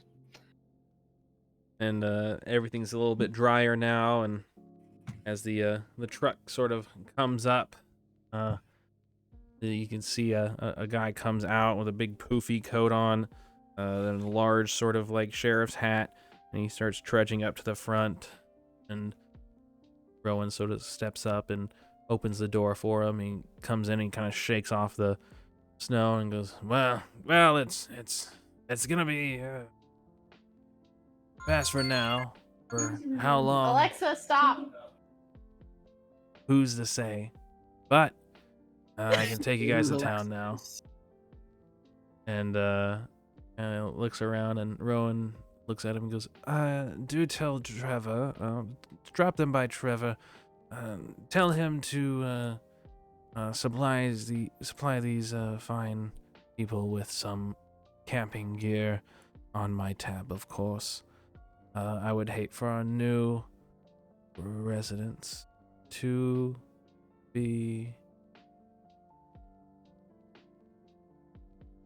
And then Gareth sort of like narrows his eyes and, well, very well. Hopefully they need it. He kind of like looks over at Rowan and he goes, like he's about to say something, then he doesn't. Well, come on. Snow's down for now, but for how much longer, who's to say? One of you will have to back. Around. Oh, dibs. Very well. He kind of gets in there and opens up a big, huge, opens up the big door and kind of steps in. And then there's a passenger seat, and then he points in the back, and it's kind of one of those doors that you open the front, and then the back will open. There's like a little small space in the back for like additional passengers. But it looks like it's only gonna really fit 3 of you, including him. Mostly because in the center there's kind of a shotgun and a hunting rifle, both like in the middle, like up and down, kind of like in like a top-down holster, kind of like how police cars have them. He goes, take a seat. Don't touch the guns. Well, Maple will volunteer herself to sit in the back because she's probably one of the smaller of the group. Up to you guys who sits in the back.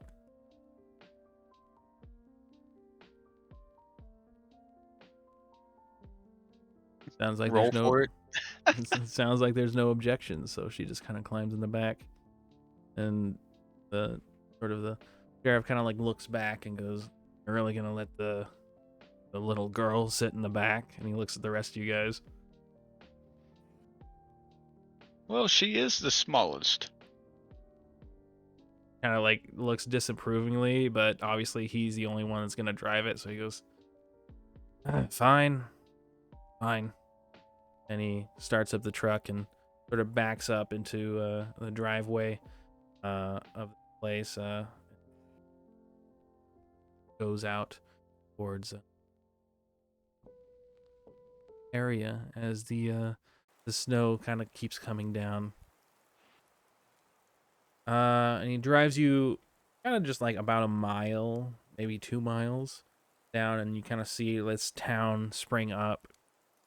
There's a bunch of different buildings here. You can see that there's one building, very square, 2-story building that doesn't really have any windows on it.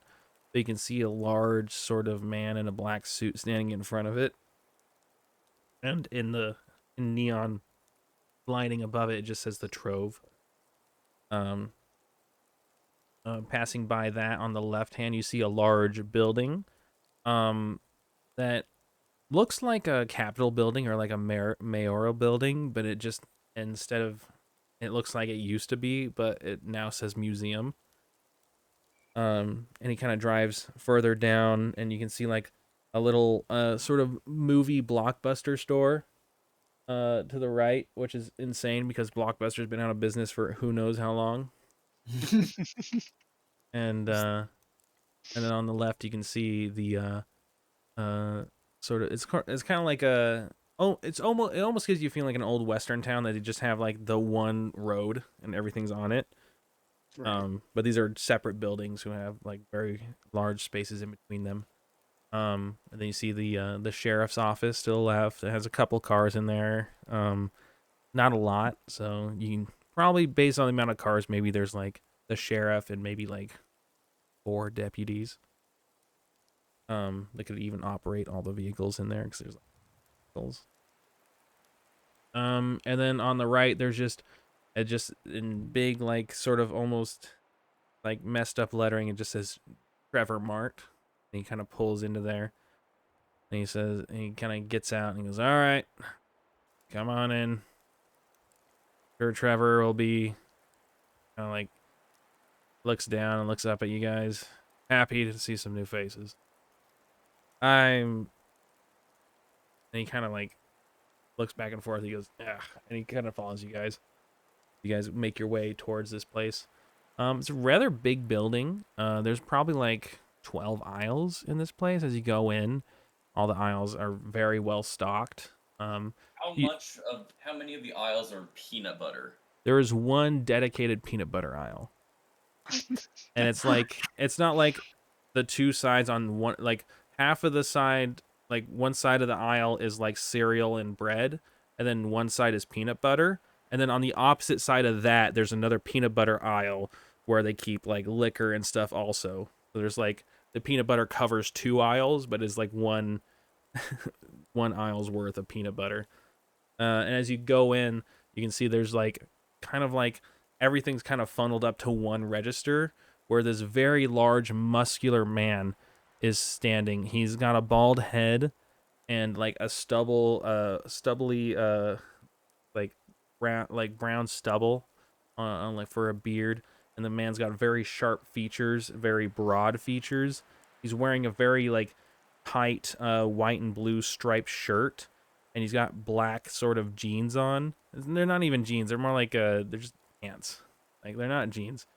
And he looks over at you guys and goes, "Hey, very well. Welcome to Trevor Mart. Come buy all you need. We have peanut butter, we have liquor, we have all you need. We have vodka, we have produce. Welcome, welcome. Hey, come on in, come on in. Big hello from Trevor." And he goes, kind of narrows his eyes. "Hello, Mr. Sheriff."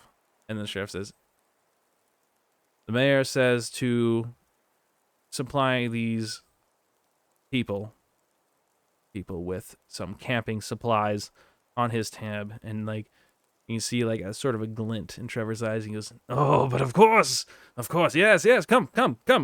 I give you everything you need for camping, yes. Come, look at you, not even wearing the right clothes. Oh, man." It says, beckons you guys in. You kind of have to walk like through the aisle where you would have to pay.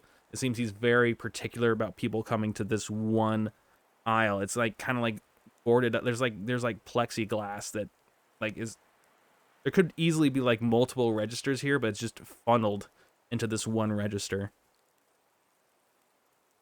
He goes, come, camping, all survival supplies on the far end past the peanut butter and the alcohol. You need those too for surviving, yes? How much peanut butter would you like? How much peanut butter does one typically need? Oh, what if you get burned? You put peanut butter on it. Makes it very well. Works better than bacon grease. Like Americans always with their bacon grease. Come. Big hello. Very good. Yes, peanut butter. You slather it on. You eat it. You can smell it. You can drink it. It's very good. It helps you everything. Peanuts are a very good source of protein. And he kind of like slaps he kind of slaps imposter in the ass. Yes, this one needs it. Yes. Come this way. Forward. And he kind of brings you, and you can see there's a bunch of tents here, some snowshoes. He kind of hooks you up with some snowshoes, and a lantern, a heating lantern, a couple of MREs, and a tent that can house 4 people. Yes, this will be good for you and good for me. I give you the most expensive, yes? You not know the difference, trust me. And at this point, the sheriff kind of like walked out. It seems that he doesn't really enjoy the company of Trevor. About as much. He must not like peanut butter. Oh, the sheriff doesn't like anything. He doesn't like fun. He doesn't like peanut butter. He doesn't eat alcohol. The man should be drinking up a storm with all the people dying around here. It's the world's gone crazy, yes? Yeah, I think a lot of disappearances would be a reason to drink. That's for certain. I can't even get merchandise back. They go in the woods. They never come back. I try to go out and look myself. You know what I find? Nothing. No camping, supplies, nothing. Just nothing. Like no tracks, nothing, or just Trust me, if I could sell you their goods that they're dead, I would. But look at this, all new.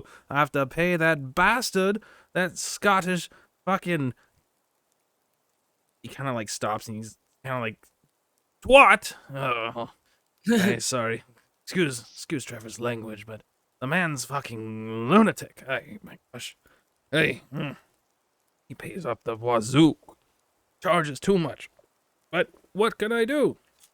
Can't drive out of here. There's too much snow. Only in the summer do I get a deal. Oh, no love for Trevor. Why did I build this thing all the way out here? People from all over the place. People from Scotland. People from wherever that fucking mayor's from. Americans like Trevor is here. And you got me from big motherland Russia. Yes, hey, you make more home here. Hey, I don't even need to wear a coat, but... Hey, On the topic of driving, I believe you're holding on to something for me. Oh, are you Mr. Sex? Yes, big sex I see now with turtleneck. Yes, I have your van. Big sexy van, yes, hey. I have it for you. All amenities included. Very nice. And he kind of just like nods approvingly and like crosses his arms. Can we go back to Turtle Boy? Or Turtles? You'll find no turtles up here. I never even see a turtle in my life. I have goldfish, actually, in back corner if you wish to have goldfish. The beta fish cost extra. I can't put them in the same case or they eat each other. It's just absolutely barbaric. Can't imagine such a thing. Can you? Put 2 people in a room, they work together. But fish, they're animals, I tell you. Animals. Hey, couldn't be bothered. Sometimes when they behave themselves, I give them a little bit of vodka. Hooks them right up. Yes, and he kind of jabs you in the rib 6, and he goes, you understand, yes? Oh. Anyways, yes, van out front. I covered it in camouflage netting, all right? Camouflage netting does not come with van. Extra. I don't need You don't need it now, but maybe you need it later, huh? Well, how are you gonna hide all your goodies in the vans after you die, huh? Or Trevor will find it and sell it to next tourist, right? I'm joking, of course.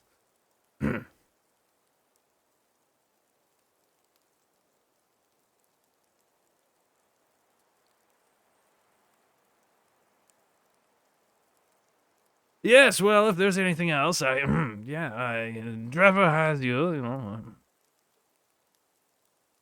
Okay, so we need to pick a tent. But other than that, I'm not sure what else we need to do. Well, maybe you want skis? Maybe you move fast with skis, huh? I don't think Mm. we're really looking for going skiing. Well, For We're, well, cross we're country, really, for like over snow, it's faster than trying to hike. that's fair. I would say snowshoes are more wanted than skis, just so that we can of course, snowshoes actively on the investigate what house. we're passing. Well, on Rowan's tab, but on the house from me to you, right? I could not just give you that, and he wouldn't know. He doesn't leave his house, right? Hey. Yes, snowshoes given, of course. And tent, this one, very fun, keep you very warm, even if you don't have company. He starts, like, elbowing you in the ribs again, 6. And then he goes, and it all fit in van, and I tell you what, I give you chains for van as well. Good for the snow, yes? I mean, I'd say so. I don't know much about snow Oh, chains. if you don't know much, then take Trevor's word, yes? And make sure you get plenty of peanut butter. Lots of applications. And he jabs you in the rib again, 6.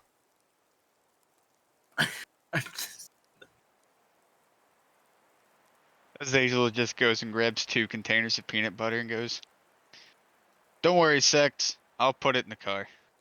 Yes, you'll need it. And he kind of whispers towards you, 6. I don't judge.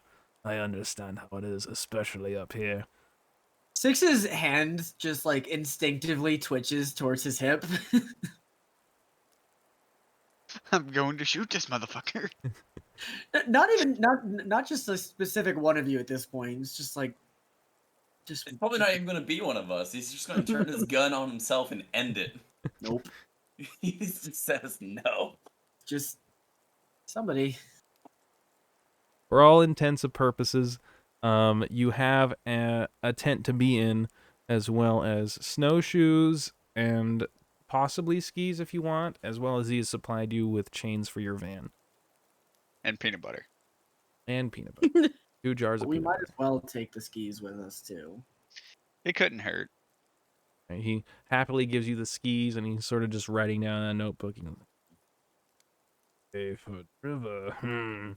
Maybe tonight as well as tomorrow.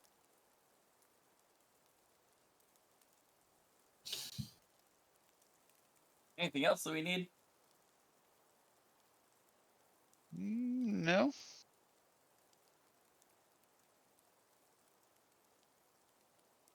Not that I can Alright. think of.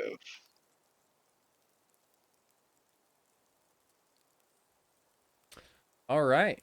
Okay. So he doesn't really ring you up. He kind of just lets you go out, and it just seems he's writing numbers into a little ledger. He says, "You ever need anything again? You come ask Trevor. I have it all. I have peanut butter, but I also have other things as well." Very good. Big goodbye. Come again soon. Yes. And where were you heading off to? For your camping, of course, just in case I need to find you to bring you extra peanut butter. You get second shipment for free if you tell me where you plan to die. North just keeps sounding interesting. North, very well. And he winks. Play the radio tower next. Guard shack. All right, you guys, you go out and this big, huge sort of snow mound that was out here before. You kind of like reach into it, and you can feel the netting, and you pull it off, and you can see your van there. It's more of an SUV. It's got a lot of room in the back though, but it seems that most of the it's not really, it's very stock. And if you're gonna fit all of you guys in here, it's gonna be kind of a tight. Yeah, my van's not comfortable. It's going to be more comfortable than walking. This Oh, is yeah. fair. And as you guys sort of get in, you look in the back, and there's just fucking there's weapons back there, and he kind of puts the tents on top of it and like looks around, and then like closes it, the trunk. Damn, I figured Mr. Sex would have had a waterbed or something.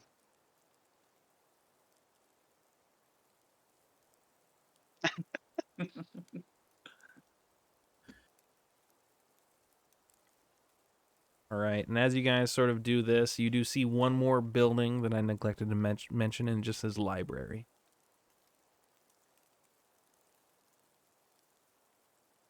Hmm. Would the library contain records? You can go check. Seems I'd that like to go check. the sheriff has already departed. All right, so you're gonna go check out the library. I think this is a good time for us to take our break. I was Um, just about to ask. yeah. So I think we'll take a quick 10-minute break here, and then get back into it. So everyone can use the restroom or get some like snack or something. Yeah. And Uh, Yeah, my boyfriend and I just ordered burgers, so okay, sounds good. Sounds good. So everyone just kind of More than 10 minutes.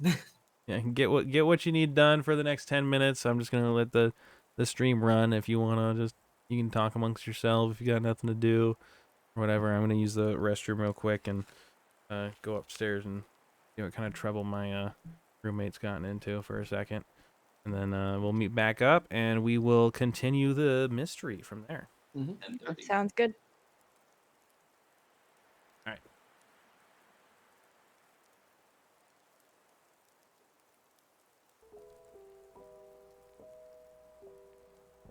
We'll put on the music for the mayor's house the background.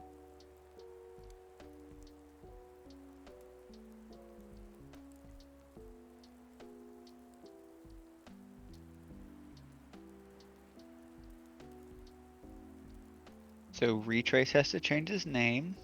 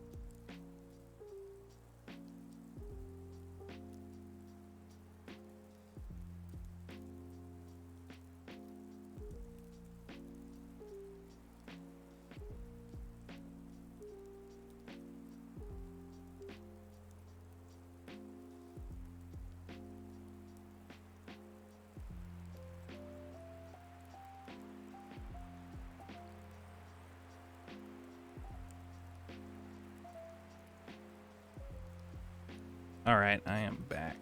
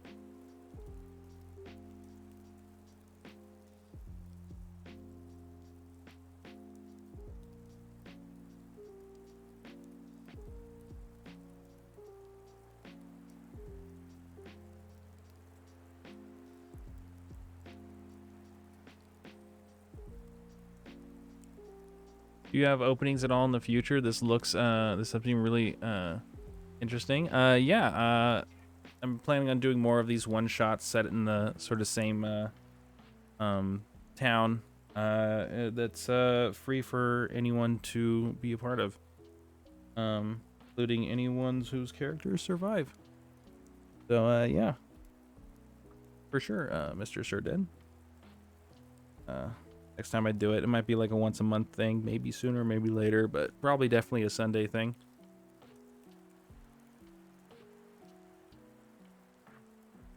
Yeah, that's the DM I torture every Right, the last yeah. 6 years.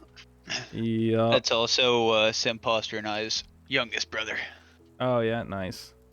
What's happening? We'll just Not talk much, it- Turtle Boy. talking We're it trying to I think chat. of new would- nicknames to give you.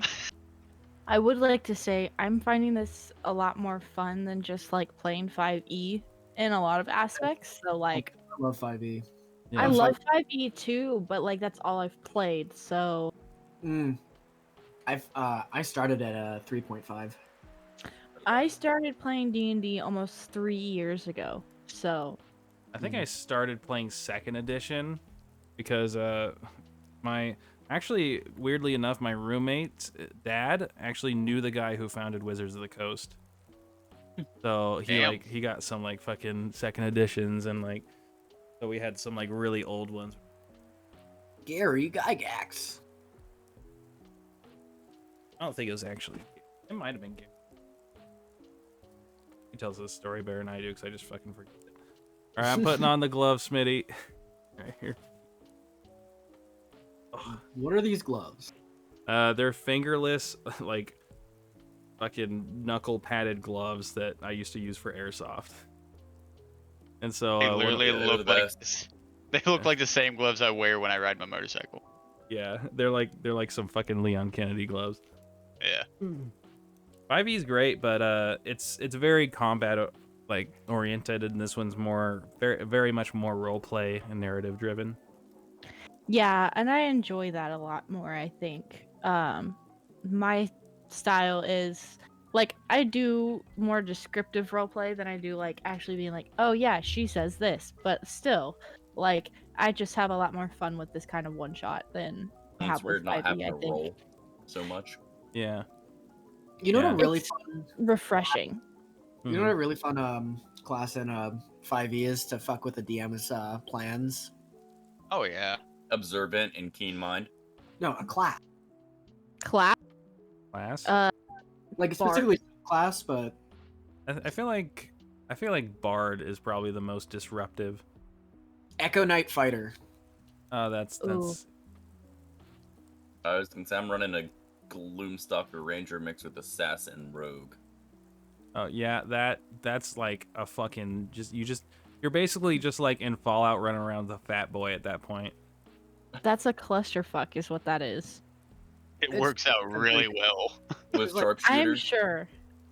I have played mostly Warlock in my campaigns that I've played. I really enjoy it as a class.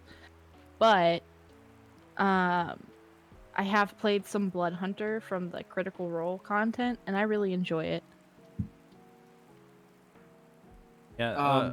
One cool thing about one cool little tidbit about like Dungeons and Dragons is there wasn't even any rules for NPCs in the first edition.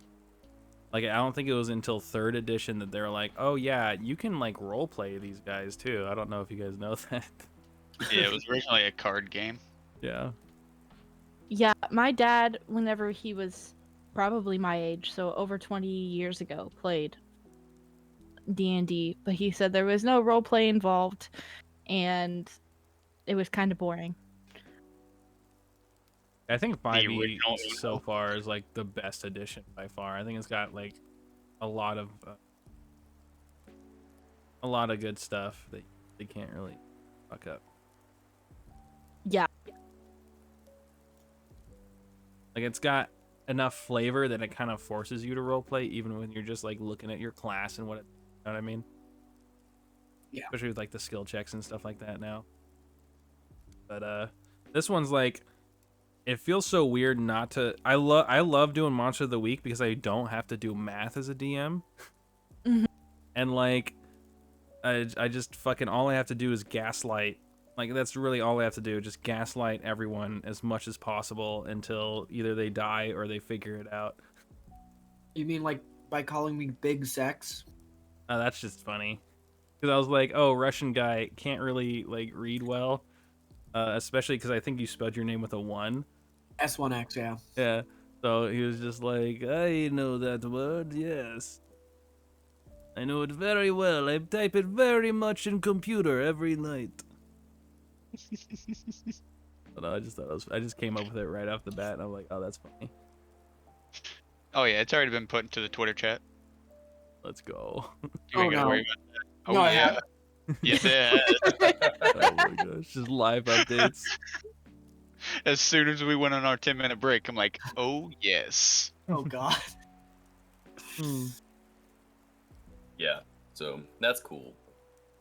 It's also very refreshing to play you know, like a D&D type game with a bunch of like content creators that are focused on like making, you know, content.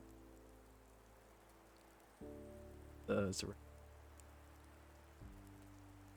like-minded individuals, you know what I mean? No, I have no clue what you mean. And I would never. you want to be know a content something creator. kind of impressive? I have nothing written down for this mystery. Like Nice. I know what's gonna happen, but I was supposed to like actually write it all down, for like while I was golfing, but instead I just got hammered. So Isn't that what you're supposed to do when you're golfing? yeah, it is, Literally the but point. I don't know why I thought I'd have enough time to like write some shit down. I didn't write anything down. Hmm. I'm just going off of memory. I'm That's trying the way to do to. it. So since this started, I have 1, 2, 3, 4, 5, 6 pages of notes. Let's fucking go. You're the one. You're DM's wet dream right there. Holy shit. You know how much have I one have per- like half a page written down, and like it's pretty much just the monster's stat block. I have only one person I know that would have more notes than you by now. Jack. I write a lot of notes. Typically, I normally do the recaps for our sessions in my other D&D group. Nice. That's what we have Jack for. She does the same thing. She I- types it out on the computer. I type it out, and then we have a recap channel in our Discord for our D&D group. Nice. What I do, I have all my so I did like my first season of D&D that I DM'd with my players here. Audio scuffed because I had like a Yeti there for them, and then I had my mic, so sometimes it doubled up, but I didn't give a shit. But every session I would pick one and be like, what happened last time? And then they would say stuff, and it was always the least important shit. And I'm like, okay, well, and then I gave my recap of like, and I included important stuff. And I'm like, you little fucking bastards. One of the motherfuckers who's like a new player, the guy who plays the rogue, doesn't even have a notebook with him. I'm just like, you fucking little cunt. Why do I feel like Bob's notes are so like detailed that like Honestly, she's already noted all the weapons that I currently have that she has seen. Actually, I don't write down what other people have unless it's shared with the group. Oh, I like that. Well, that's how I try to keep it too. That way Unless- you don't have. Unless it's an item that everybody can use or is open for everyone to use, I'm not gonna write it down. You absolutely cannot use my sniper rifle. Yep. That's kind of what I thought. Under no circumstances. I'm pretty sure no one's touching your rifle, Mr. Stex. Yeah, there's not enough peanut butter on it for me to touch it.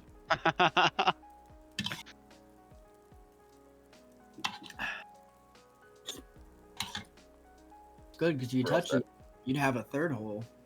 I mean, I have 3 holes already, dude. What do you mean?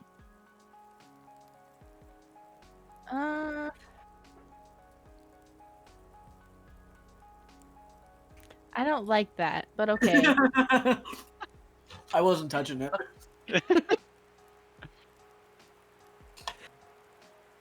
Alright, it took a bit to type him.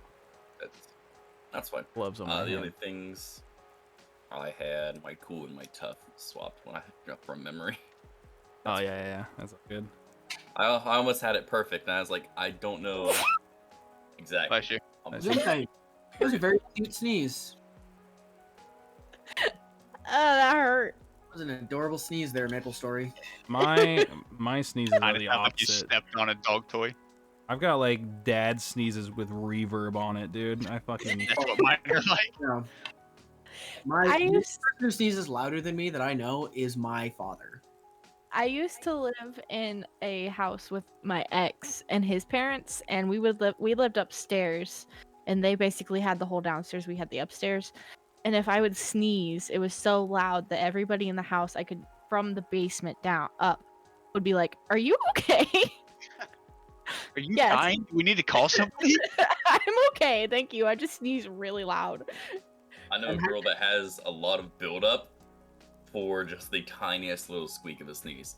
Oh, my Yeah. sister. oh, My sister does that. Oh shit, that's your sister? My Oh, sister, no. like my sister, will either go like, "Hacha!" or she'll be like, "Ah, ah, ah, ah." Yeah. Yeah. That's to me that annoys me more. Like if you're gonna build it up that much, let it out. See, the problem is like I'm the opposite in the sense of like there's no wind up for me. It's just like, da, da, da,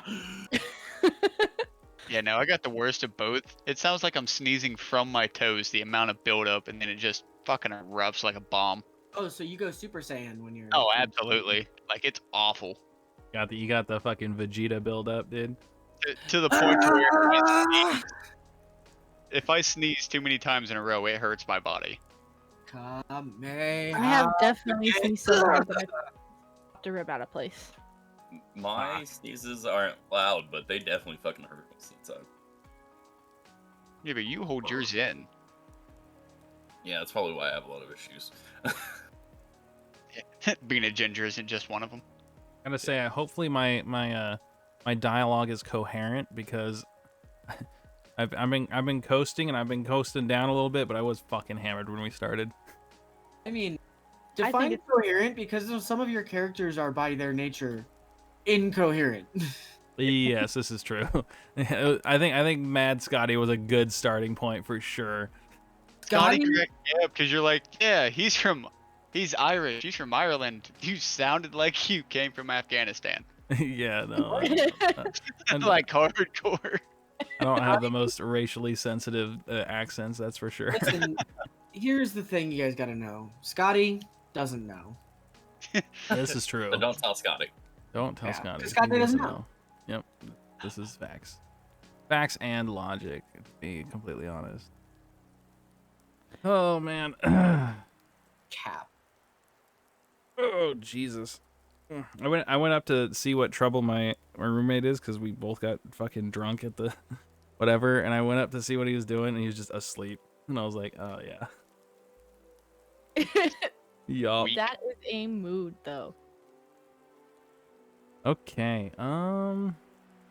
That's about 10 minutes, right? I think. 20. Oh, 20? Oh, well. Yeah. Everyone's ready then, right? Yep. I'm set. So, but okay. We'll get back into it then. I think we'll start with you guys in the van. Oh wait, no, you guys are going to the library. Hold on, let me doff my armor here, or don, sorry.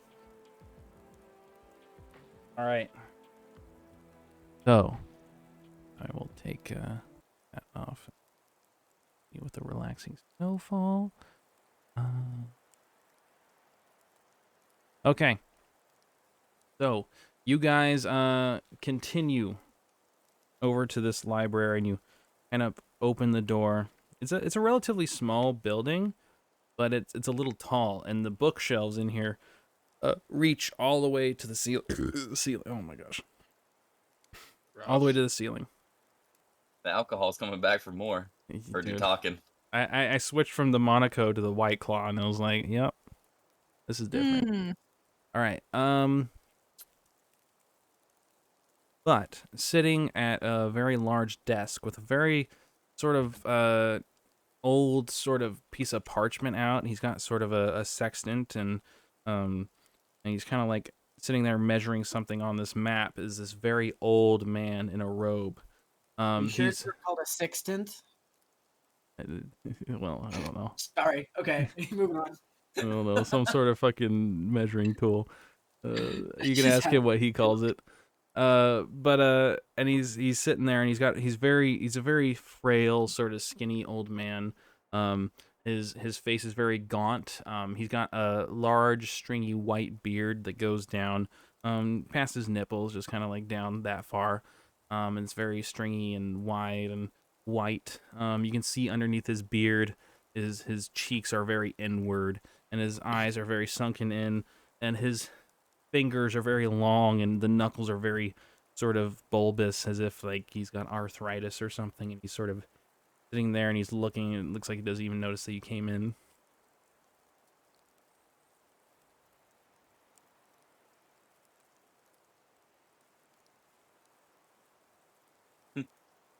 If he doesn't notice that we came in, Maple will be like, "Hey, What? Oh. sorry to Oh. bother you so late. I know that you're probably busy." Oh, always busy, but never doing anything, my dear. What can I help you with anything? I never receive visitors. I think you'll find everything is in order if you're familiar with the Dewey Decimal System, of course. What are you looking for? Non-fiction, fiction, maybe? He kind of like stands up, rather not shakily or anything like you might have expected. But he stands up and he sort of places down his instruments very carefully. And he walks over to you guys, and he kind of puts his hands in each other's sleeves, and he goes, "Welcome to the library. My name is Alexander. What can I help you with?" And he kind of like eyes you all.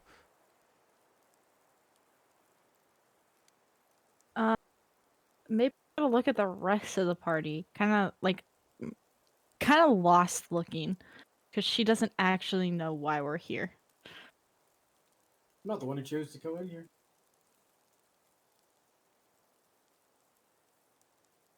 Was it an imposter or was it? Yeah, who brought us to the damn library? I did. Okay, Then do your damn shit. what are we looking for? I'm looking for old books about any cold cases. He kind Okay. of looks around. And he goes, well, do you mean questions about the disappearances? Anything that you have. Well, don't have any records from any investigations, you see. Although I do know that the sheriff has investigated the scenes. He kind of like looks a little jealous, like he kind of wants to know what was there, but he goes, Is there like any well, do you have newspapers? yeah, Like old quite. archive newspapers? We do, in fact. The building joining this behind the back uh, is the newspapers. Jenny runs. She's a very stops inquisitive individual. He knows the news around these parts. I have records of all of the newspapers. If you wish to look over them, if you're wondering what's actually out there, well, I could enlighten you. Yes? He looks at you quizzingly. Yes, if you have any information, I would like to hear it. Oh, information in the library. Follow, come. He kind of like gestures very, very. He moves very fastly for how old you think he is, and he walks. He doesn't. He's not shakily walking. He's not leaning on anything because this man looks fucking old. He looks like he's like in his 80s, 90s, and it doesn't look like he keeps care of himself by how skinny he is. But he moves very, very quickly, very fastly, very almost youthfully. And he goes over and he goes, yes. So, which one in particular? He kind of stops and looks at you guys. Which one? Which one? What? The disappearances. Which instances are you looking for? Any of the earliest. The earliest. The disappearances are all the same. I was thinking more of a location. They disappear all over the place. You see, all over the place, everywhere, all around. What happens to be the most active spot? Well, right now the one's in the north for sure. For Then sure. He's been very naughty. Very naughty. What? I don't know what he's been doing up there. what do you mean by he? Indeed. He who watches the tower up north. Know what he did. Yeah, Or maybe he simply... He kind of looks at his hands for a second. Wake up. Is the most jarring failing of all. And he kind of like pulls a book off the shelf and it kind of opens it up and the pages kind of fall out. Not fall out, but fall into place. And he kind of starts like going through them.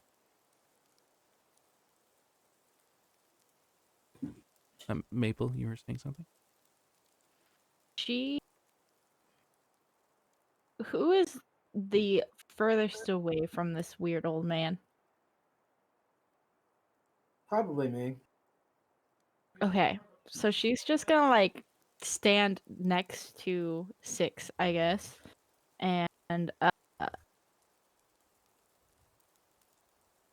kind of whisper to him, like, I'm pretty sure he is speaking about the mayor. He was not He made me really uncomfortable.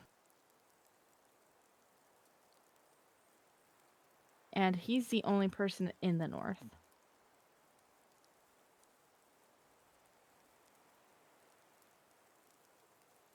Encouraging of checking the tower out. Very discouraging of checking that tower out. And then Yeah. out of nowhere he goes, ah, yes. Look here, and he puts a book up to your face, and it has a sort of a Native American picture of a sort of a deer's skull on a shadowy, ghostly figure. Ah, yeah. What about this one? Huh? I'm sure that's up there. Perhaps this is what he woken up. Maybe. And closes it really fast and puts it back on the shelf. Or maybe. Look at this one. Look at this one. He pulls one off and he kind of opens it up to a page and it's kind of bookmarked and he puts it up to your face and he goes, yeah. What about this? Yes. And it's a picture of a vampire. Ah, these. Yes. This'll make someone disappear quite a while. And he kind of flips the pages a couple more, and there's a picture of a werewolf. Yes, this one? Possibly. Okay. And he kind of puts one away, and he goes and he grabs a book, like, down from the lower, and he goes over, what about this? And it's a picture of Bigfoot. He goes, yeah. Lots of things up in the north, but which one? Which one did he... It's with... Howard. Not made of wood, of course. Why even have a fire's tower where there's no fires up here? What would cause it? Makes no sense, doesn't it? And he points at one of you and goes, You right there. And he points at you, imposter, and he goes, Does it make any sense? Do you think it does? Why would it? Why have a fire tower? Something's there. There's gotta be something there. Has to be. And he looks over at the map behind him. Something's there. Something. What? That's why you're here. And he points at you, Aziz, and goes, You're here. You want to know. Yes. I want to know. That's why these young books. No, I see them. Ain't it? Oh. Hope pay and be brave enough to read the.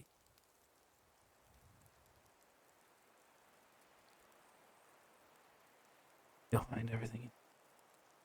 Everything you need not go anywhere else. Much to read. How am I to know? How am I to find? To look. He kind of looks around, almost like he kind of like loses his train of thought. And he goes, I'm sorry, what was your names again? No, never mind. It doesn't matter. But if you find it, bring it to me. Need it.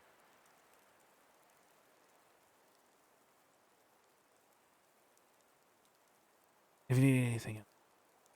And he kind of goes back to his, seems satisfied with the information he's given you, and he kind of goes back to his work over at the map.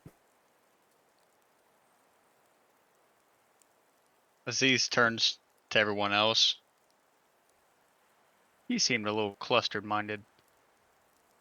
I've met people similar to that, but never to that degree, nor face to face. Yeah. I don't really have much to say about that other than I don't know if he's completely senile or like if he's senile or not. He's completely senile. Yeah, that's the right. You kind of hear him muttering to himself over there. Don't listen to that. How could they ever get? Who could? Keeps on muttering. You know, Strange oddities. I think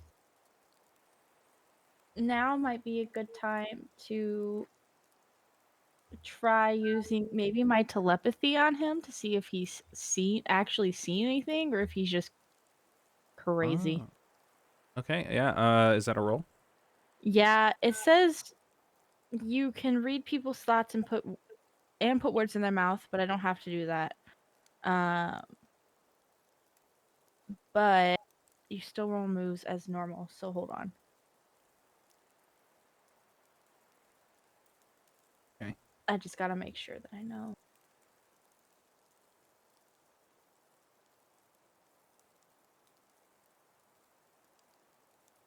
Uh,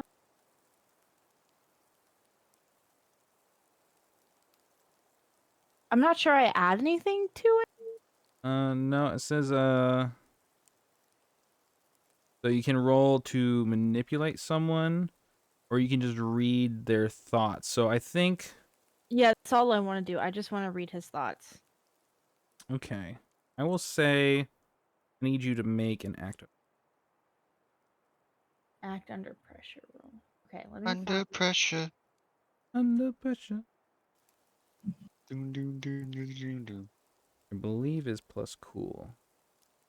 Uh, It is. okay, I was like, I see it. Hold on. Yeah, roll plus cool. Oh, might be bad. That's a 7. Okay, so you do this, and you can do this, obviously, but Can I try to help them? you're met with a little bit of resistance. Now, you can do this, but something bad will happen. Can I Or, try to you want to try to help? help out?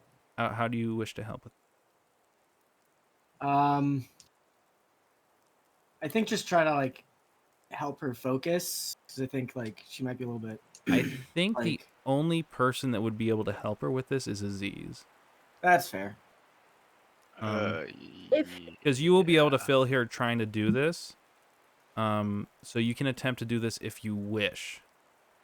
if I know if I can feel that it's gonna be met with something bad, if she tries to and she knows, oh well, this isn't gonna work out, then she will Um, stop immediately. If you she can let me sense that, rephrase then that. Something bad could happen. You can stop now. You can do this, and it will happen. But you get you get like a foreboding sense of something bad might. well, if she gets a foreboding sense that something bad could happen, she's gonna immediately stop. Okay. Very well. Anything you want to do about that, Aziz? You want to press her after feeling that, or do you want to just let it go? Well, I mean, I could use the last hold I have for my mental dominion. Um, It only and works on one person. You'd have to roll it separately and like do an auditory sort of. You have to look into their eyes, and then yeah, you can do that's it right. over that person, right? Yeah. But I mean, you can choose to help out, which I will allow. And if she gets a 10 or more, she will get yeah.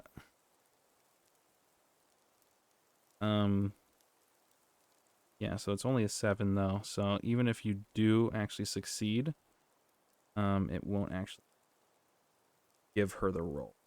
Be a 10 or plus. I need a 12 on a help out, I think.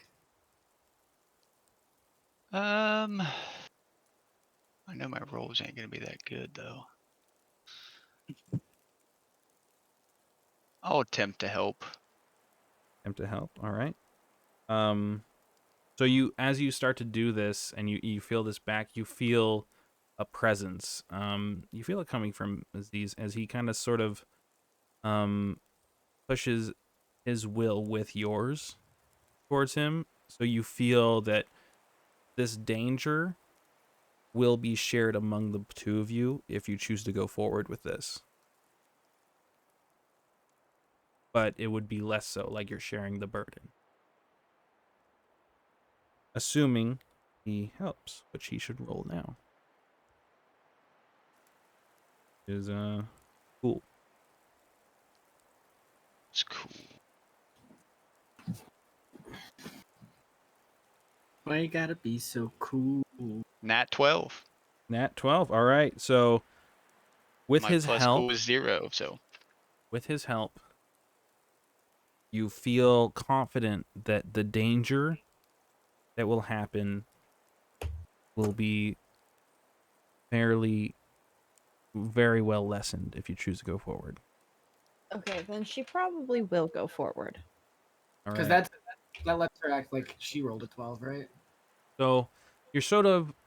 It feels like you're brought along with this train that you've grabbed a hold of, Aziz, as she sort of worms her way into the mind of this old man. And as you do, you feel separated from your body, both of you. As you go in, you feel horribly separated. You feel alone, you feel scared. You feel like you need to hurry. You get the feeling you need to hurry. You don't know why. You don't know how. It's almost like you're really young and your father's yelling at you and you don't know why he's yelling. You want to do what he wants, but you can't understand why he's doing what he's doing, and it's just so overwhelming, but you have to do something. So you just start doing things, but everything you do is wrong. It's wrong. It's not right. And you start to panic. You start to be very, very afraid, and you notice that you're falling. You're just falling. You're falling, and he needs something about you, but you don't have the feet to stand. You have to do something. You can't stop. You can't go. You just need to go. You need to do something. You need to do something. And as you do, you realize that this darkness isn't dark. There's information everywhere. It's here. It's there, but it's everywhere. And you reach out and you try to grab something, and you try to do something. I need both of you to roll act under pressure. Ba-ba-ba. One moment. And the plot thickens. And the soup thickens. The soup's fucking chunk. Now, if it's a potato soup, I could get why there's chunks of potato, maybe some carrots. Well, we'll see what you pull out of the soup, for sure. But why is my tomato soup lumpy? Hopefully There's it's chunky potatoes or tomato soup. hopefully it's just the grilled cheese that's Ugh. gone out from it as you've been dipping it in. I'll grill Okay, so cheese. I'm rolling act under pressure. Yep. Correct. Ooh, that's a 2. Oof. Okay. For you, Aziz? 8. 8. Okay. All right. Yikes. So I'm gonna start with you, Aziz. You see information, and you need it. You need that information, but you feel like it's gonna hurt to grab it. But you need that information. Do you reach out and grab it? I do.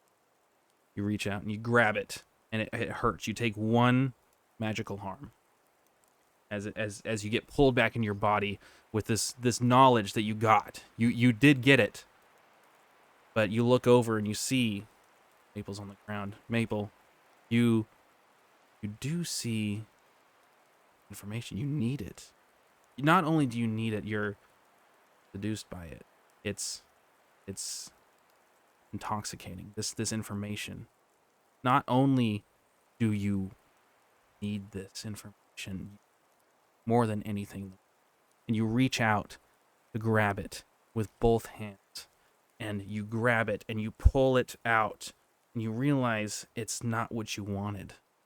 It's an eyeball, a horrible eyeball. Its pupil is forms different shapes. It goes from a pyramid to a cube, and it sort of forms and retracts into itself into sort of a star shape, and it goes both in one dimensions, 2 dimensions, and even 4 dimensions. But it hurts to look at, and as you just wake up and you see everyone's around you, and you can feel it. You can feel that eyeball in your head. It's there now, and it's not going. Quick question. Could I use one of my luck checks to go ahead and put that as a 12 so I don't take any harm? Yeah, you can. Cool. I'm gonna do that. So I would like to have that information without damage. Yep. Well, um,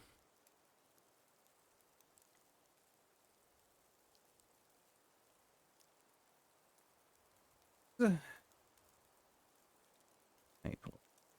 luck here. The one tally mark. Are you gonna accept that outcome? I guess I should say. Maple. Uh, You can also use luck if you wanted to. yeah. Probably not, because Why not? he's definitely whatever monster it is watching us. So I'd probably use a luck to make that piece of the eyeball thing stuck with me not there, at the very Okay. least. All right. Yeah. So we can go ahead and write that down. You use a luck point. And as it sort of gets into, you wake up and you just off up this black ooze, and you can feel it leave your body.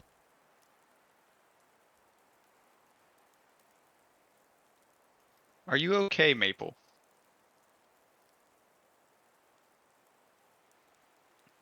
Okay is very subjective right now. Well, I don't think people are normally supposed to cough up black liquids. They absolutely are not.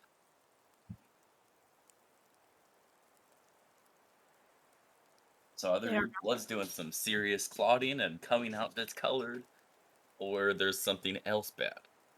Now, this information that you pulled from this man's head, as he's in the north, Mhm. rumors, not even rumors, a certainty of a lumbering ape man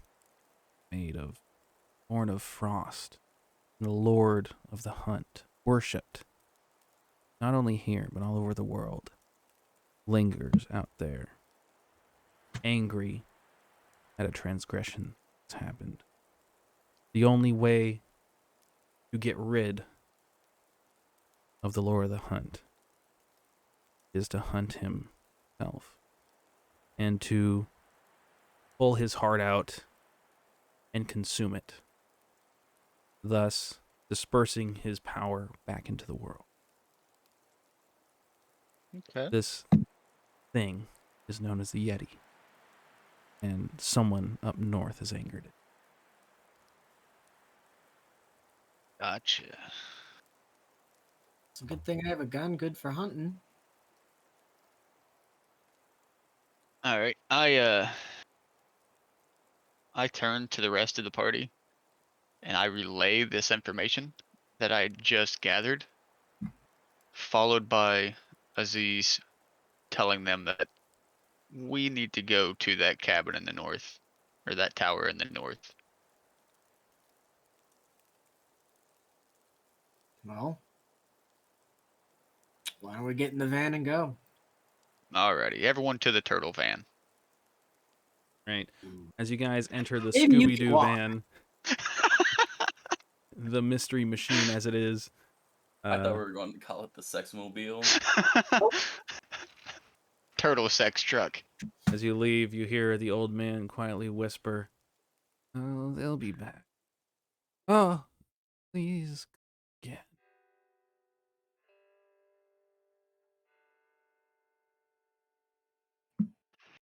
But you guys go out, back out into the forest.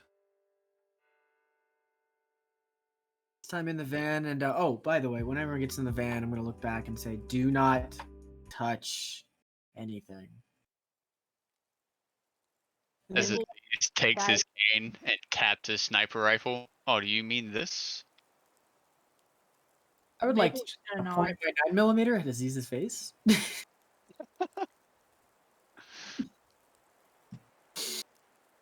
You said don't touch it. I didn't touch it. I tapped my cane against it. Click.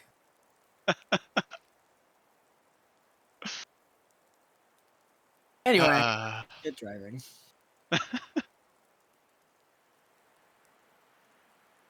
right, you guys drive out towards the north. This information came with you with the locations of the two towers that are in the north. One's the radio tower, and the other, the Rangers Tower. It was mentioned before by the mayor. The mayor saying that the ranger been missing over the past couple months. Putting two and to get two together, Aziz, you realize probably the one who angered this old god of the hunt what he did wasn't given to you, but you know the location you need to go.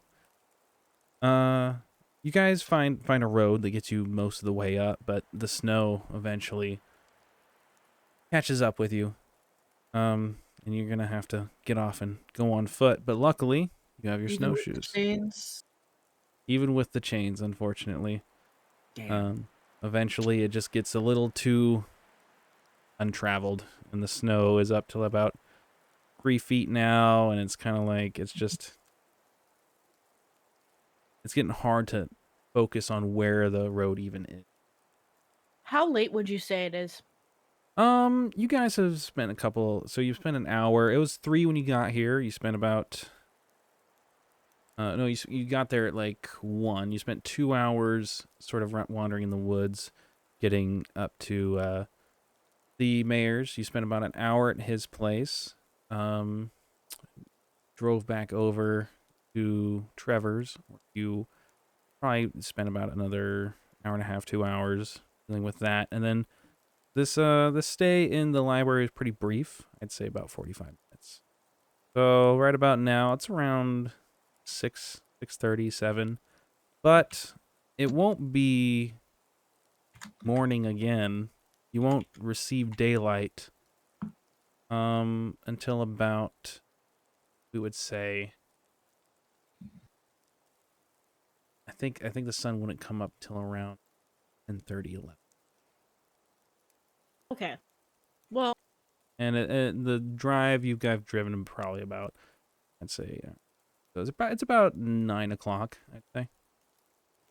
Maple will remind everybody that her vision earlier, her premonition earlier, was of a massacre in the daylight. So if we're doing whatever we're doing, it needs to be during nighttime for the sake of my sanity. Are you suggesting that you guys forgo a night's sleep? I am a 4chan user. Uh, foregoing sleep is my personality.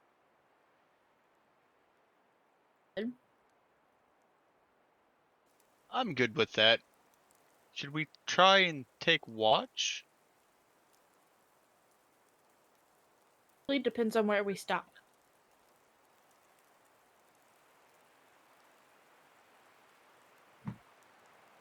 Are we sleeping or are we not sleeping? You guys do Well, have we the have tent. 3 good for sleep. We just need you 6 to make up your mind. I don't care. You wish to... Sleep it is. All right. Are you guys going to be taking watch, I assume? I'll take first watch. Are we napping in the car? Now No. we have a tent. The True. car's on. I would prefer the car if something's out there hunting us. I feel like the car is going to give us more defense. It's a lot less comfortable, but Well, I Yeah. mean, a if lot someone's more. going to be taking watch, then there's only going to be 3 people in the vehicle at a time. Unless someone's going to stay awake and look out the front window. Yeah, and the vehicle, like I said, is armored, so it's you've got +1 armor inside of it. Oh, either way, I still prefer to sleep in the vehicle. It's valid. That works. All right. You guys settle into the uncomfortable vehicle, but you're able to get a little bit of sleep. Each of you say, due to how uncomfortable it is, you want to get a full rest. It's really not possible. But you guys can stay here for around 8 hours and be pretty good to keep going. Future. Okay. And during your watches, the snow continues to fall. The wind blows through the valley, does, through the trees. You can hear crunching as branches fall under the weight, break sometimes.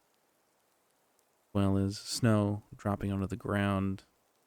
At least that's what you think it is. Perhaps it's something else. Perhaps it's just your imagination. But nonetheless, you guys make it through with no incidents that you're aware of.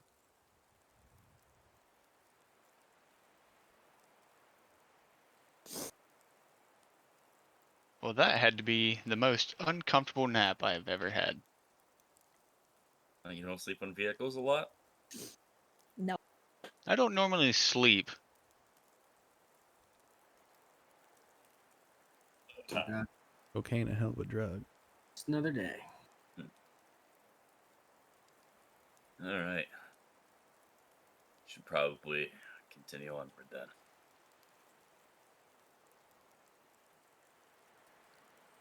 All right. Z's bust open the set of snowshoes and straps them onto his nice shoes. Yep, you guys strap on your snowshoes, which makes things so much easier. It's really just night and day. As you guys are able to walk around, not exactly like on the top of the snow, but as the sort of as it disperses your weight, you don't really go down all the way to the ground.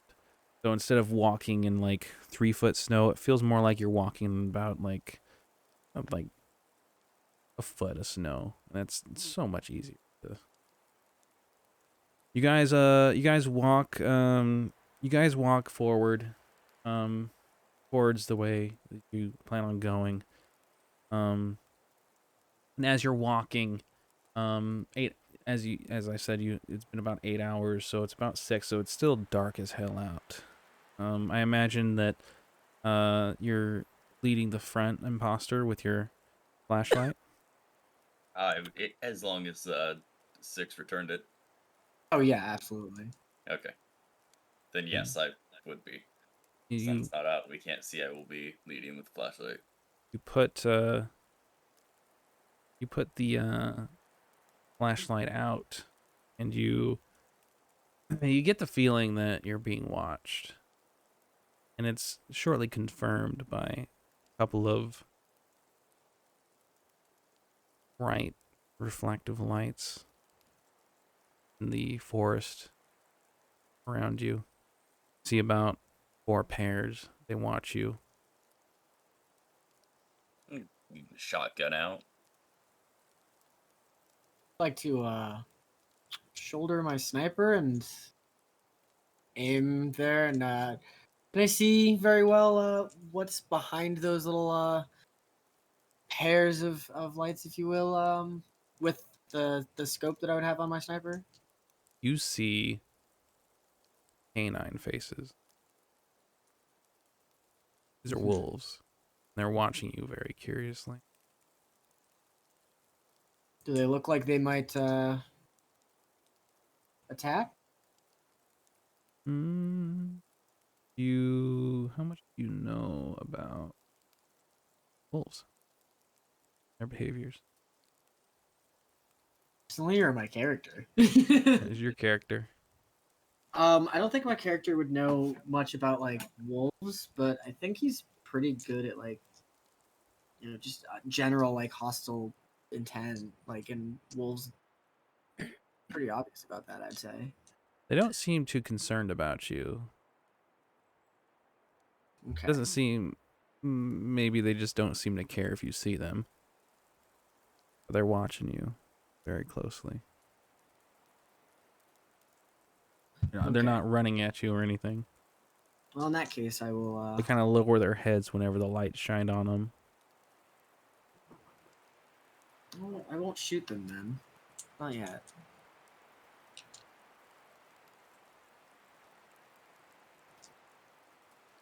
We should keep moving then, but keep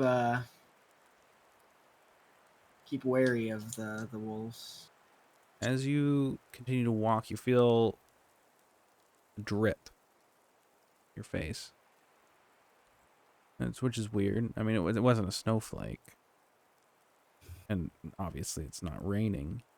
You reach up to your face and kind of touch it, and you bring it down, and you realize that it's red. Who is this? Is this 6 or Imposter. me that's leading? Okay. From forefront as he's shining the flashlight around. Well, you look up. You look up and you see a horrid sight. It looks to be a deer.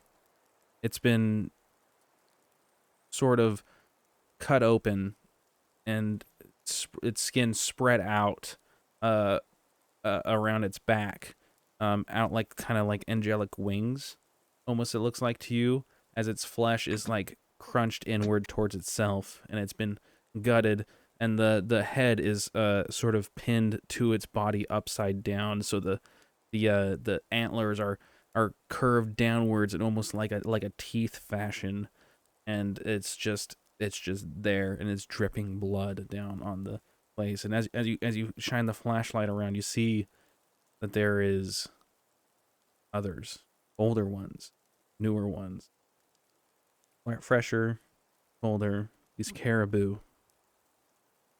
been butchered and pressed up into these trees, and it seems that these wolves are probably waiting for them to fall down. What do you suppose could do this?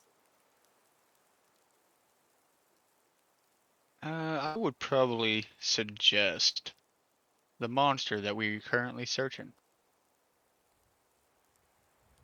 We should be a lot more wary then. They can do that to caribou. Be- yeah, easier for it to do it to us. This is true. Just stay on your toes and pay attention. You guys continue on, and it's been about 2.5, 3 hours of walking. It doesn't seem that the wolves follow you at all. So they follow you for a little bit, curious, but it doesn't seem that they're gonna come after you or attack you at all, or trail off back towards the other corpses. As you go in, you can see there's more of these just in the trees around, and you can see the tower in the distance. It's a very tall wooden structure. You can see stairs that lead up towards it, and it's kind of like just a big room up the top with like sort of a balcony around it. It's kind of like a fire watch tower. You can see the windows are all boarded up. You can see more of these sort of splayed out corpses, and you notice that there's more than just caribou up here. There's also wolves. There's badgers, wolverines. I mean, there's bears that are diced up in the. This is a tower, no longer of just wood, but wood, flesh, and bone. As these trophies, is the only way to explain them, are splayed out onto this tower.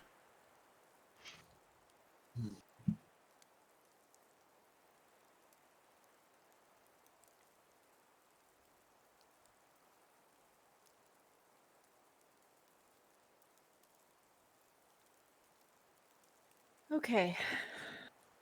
This is very eerie. Um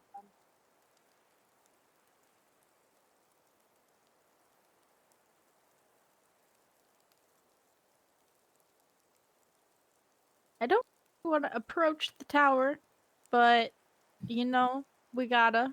I'd definitely be on very much alert. Have weapons ready.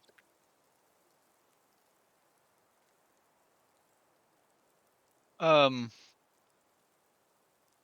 Aziz would like to use one of his moves. Sounds good. Um, I would like to do shapeshifter and then turn into a wolf, Okay. which I know is going to give Six all kinds of more distrust in me, but that was an 11. 11. Hold on. Okay. Go for shapeshifter. May changes your form usually into an animal. Decide if you have just one alternate form or several, and detail them. Gain +1 to investigate a mystery when using your alternate form. Superior senses, e.g., wolf, sight, or any. Okay, sounds good. So, are you gonna investigate a mystery now?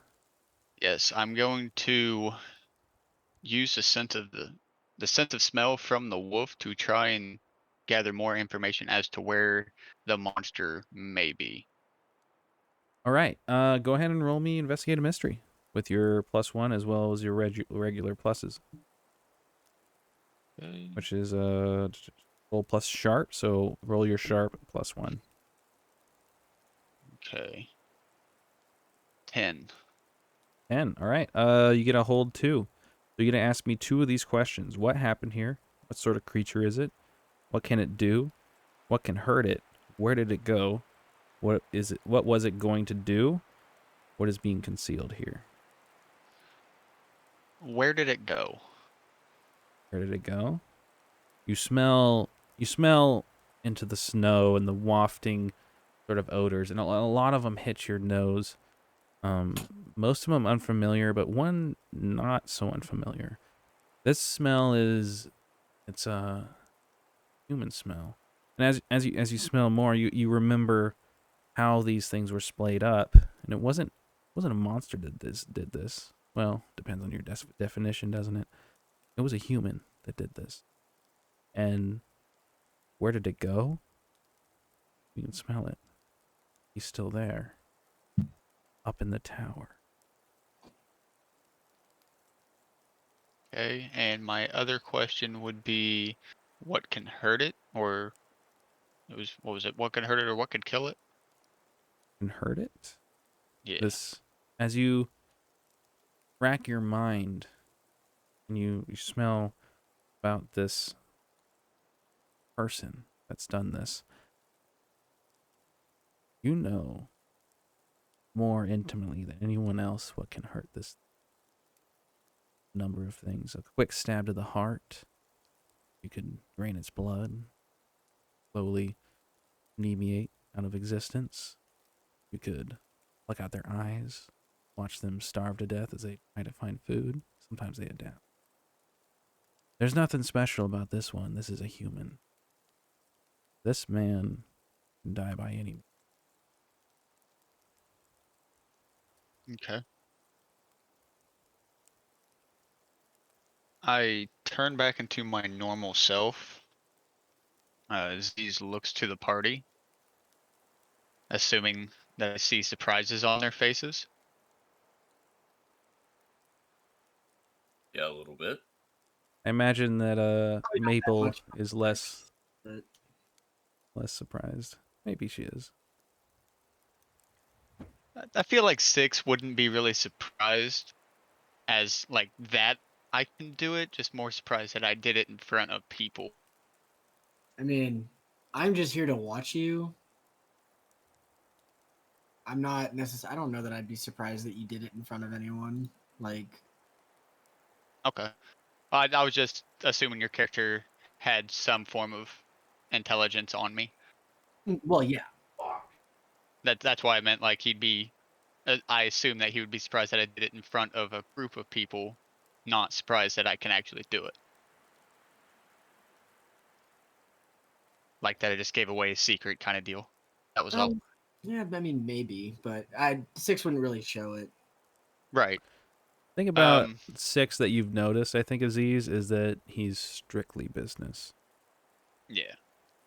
And emotions don't really come very naturally to him. And you have a very intimate understanding of what human nature is like. And you can tell Yeah. that this is a man, at least for now, that really doesn't feel. Gotcha. Yeah. Gotcha.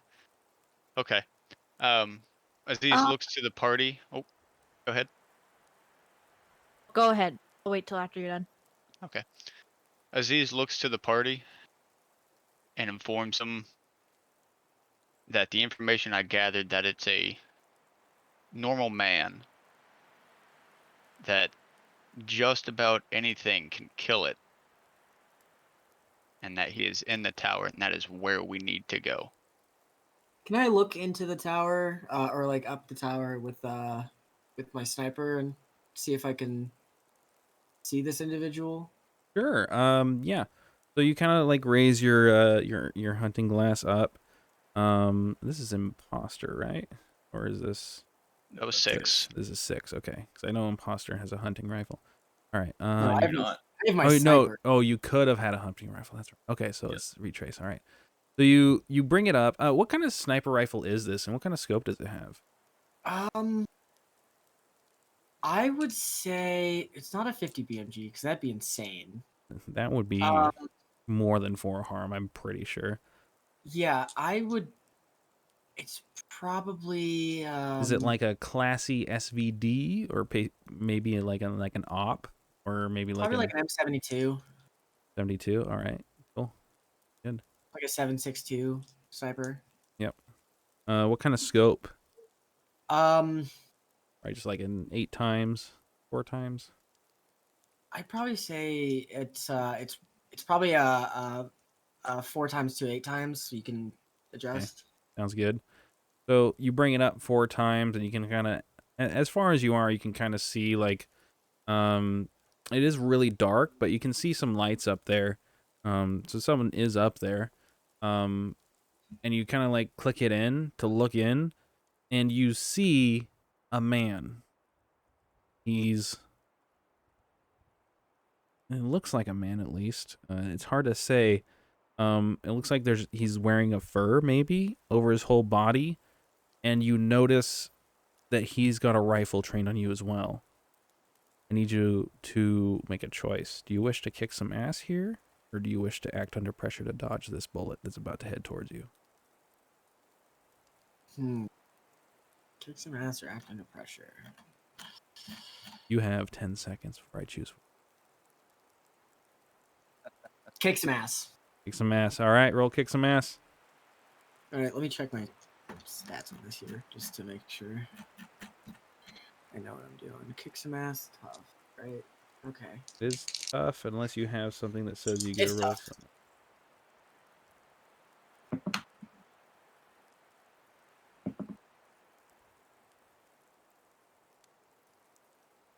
Oh my god. Nat 1. No. Oh. Got a 10 on the dice, Uh-huh. which puts it to a 12 on kick some with my +2. Okay. Nice. All right. So It almost hit a 1 and then rolled over to say all right. my- So on 10 plus, you gain the it's a- advantage. it's Take a 12. +1. Yeah, so you can take a +1 forward or give +1 forward to another hunter. You can inflict terrible harm, which is +1 harm. You suffer less harm, -1 harm, because you will take the No, damage as got a well as 12. putting it out. I got 12 total. Yeah, it's just 10 plus. So you get an additional. So if you roll a 7 or more, So let's see here. So on any success, i.e. 7 or more, you and whatever Right. you're fighting inflict harm on each other.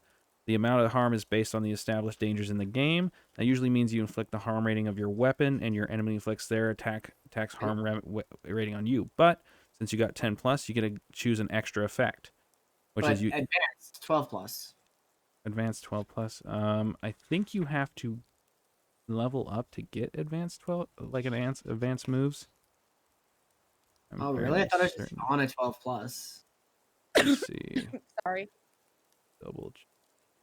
Because it's just an enhanced effect essentially from like a crit, basically, I thought. Yeah. I don't know this game as well as you do, though, so. Or some advanced ones. I don't have the same thing that you got. So if there I is got some the advanced, flipbook thing that, I do, but if I use it, it takes up my whole fucking other screen. Gotcha. So advanced improvements.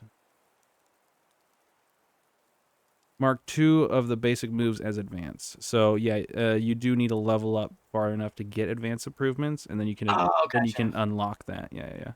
So I mean, Okay. you still get bonuses. Like a 10 plus is like still really good. Yeah. So Yeah. yeah. So I do +1 harm. Or you can take -1 harm, which you already have armor, I will say. Yeah. So you're gonna be taking this is obviously not a magical attack, so you're gonna be taking 1 harm no matter what. Yeah. So you can take even less one. You can force them where you want them. me what you think. I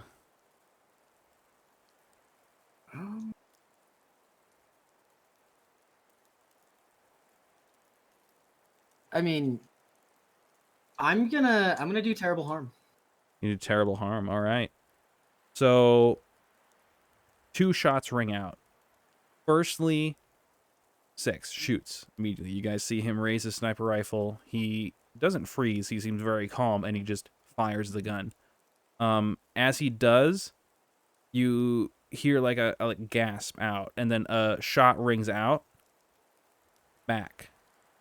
And you see a bullet just sort of like graze his arm as he takes what would be 3 harm, but instead just 1 or just 2, as Actually, the it's 0. as it sort of hits you in the arm, and you kind of and you hear the everything goes silent after that. So wouldn't that be 0 though? Because I have 2 armor. I thought you took the flak jacket. Oh wait, you Yes, did get 2 harm, so it'd be 1. It's 3 harm, so I guess you take 1 harm. Correct. Okay. Oh, yeah, right. Yeah. Yeah, I take 1 harm. Cool. So it just like I said, it grazes your shoulder. And I did what, 5 to him? You do 5 to him. So I mean, you basically like, you guys can't really see because it's still pretty far away. But right before you kind of bring the scope down, you did see like blood splatter behind him onto the window.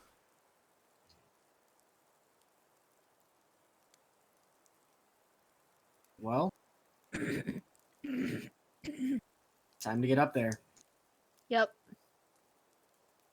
All right, you guys move forward.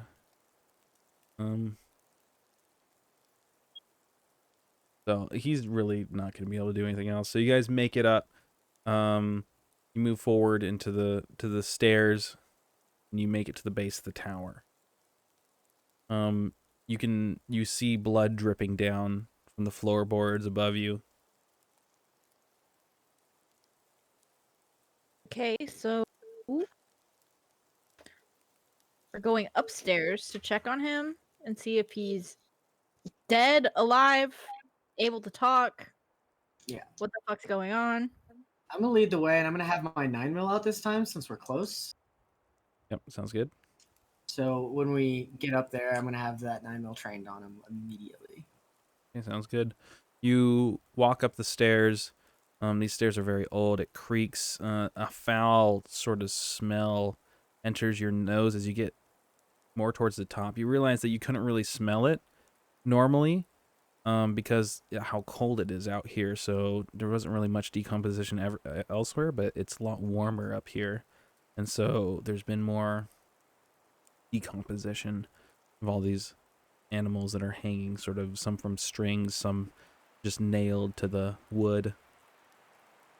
And you guys make it up, and you get up there, and you see sort of this man just crumpled onto the ground. You see a little hunting rifle next to him.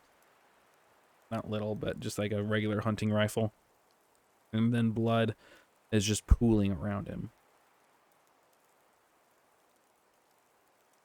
This figure is just kind of covered up by this bear hide that he's kind of got covering over his whole body.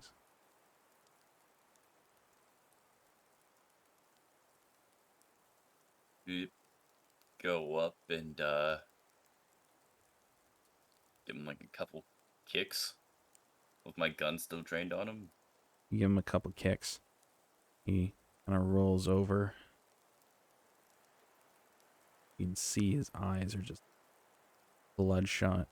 There's blood coming out from his mouth, and he's barely holding on. He's barely conscious. You can see that there's really nothing. This man, his chest is just fucking cratered. How he's still conscious is just a miracle in itself. And he goes, "Hey, Michael,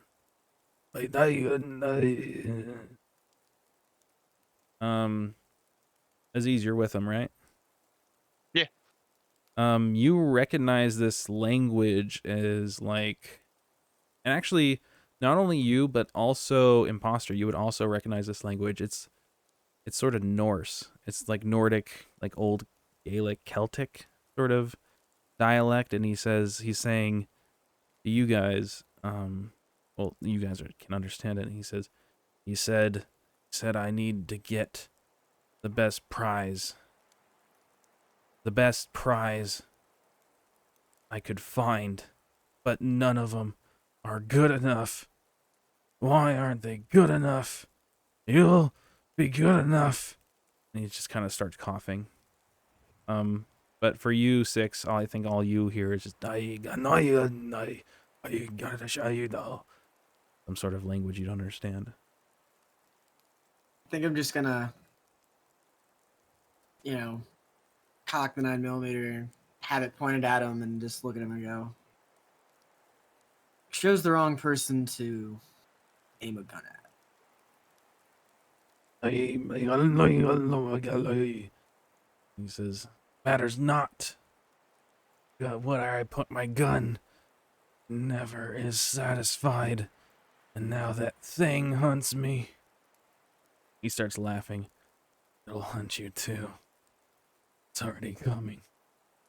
Too long ago not to fire the gun.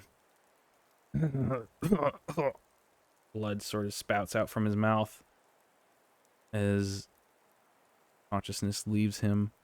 Did anyone stay at the base of the tower?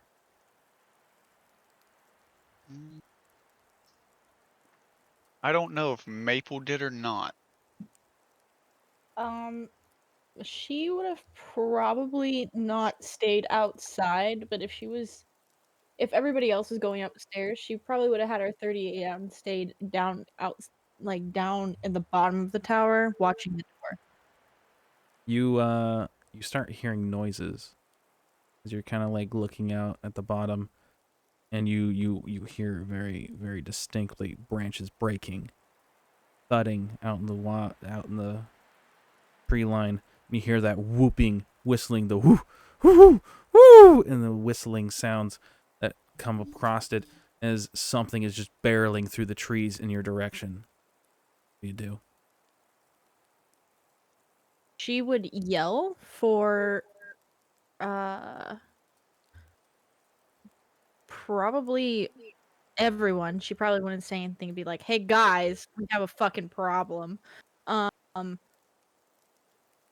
As soon as you yell, the branches stop immediately, breaking.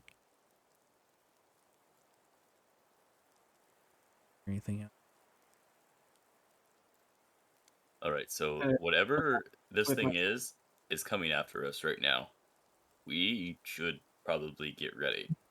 And then as she yells, like, or we don't get time to get ready. Yeah, that's After probably that. after Maple yells, I use a move. Mhm. I fly down to her, assuming that would make no sound. Let me. All it says is you can fly. Yeah, so you can fly. Yep, sounds good. Oh wait, I'm hold on. sitting up at the tower. You only have 2 of these monstrous moves, and you already used Oh, yep, that's right. Never mind. 2 of them. So you Yep, never have mind. shapeshifter and Yeah, I didn't do that, but all right, never mind. Scratch that. that's why I'm here. You can try to fly. Yeah, Yeah, have fun. Just jump off the side. I mean, Right. you can use magic to fly. Have you picked your tags? I forgot to ask before this. For your spells. I don't remember if I did or not. your dark side tags.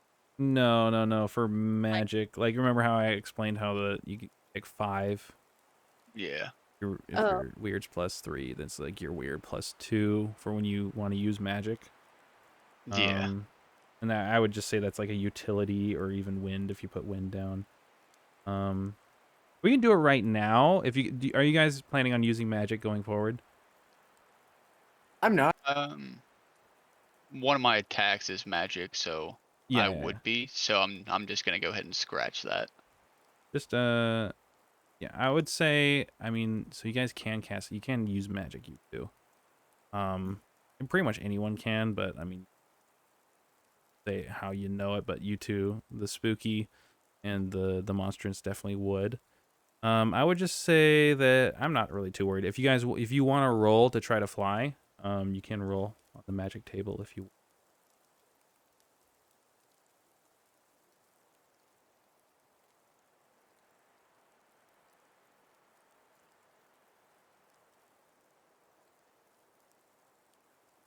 Just a plus weird roll on the 7 to 9. It works, but not imperfectly, and there's a glitch that I get to choose.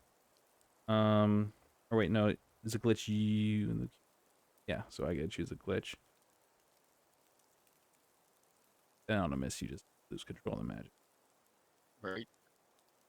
But yeah, so you could use a spell to fly if you want. No, we'll save that for later. Okay. I'm just going to abruptly try to make my way down to her as quickly as possible. All right, yeah, you start running down. Maple, are you gonna try running up, or are you gonna stand your ground? I am gonna stand my ground. Okay, so I imagine you're like halfway up the stairs, kind of Like watching below. base of the stairs, watching like out the front door, listening for anything else. Right. So,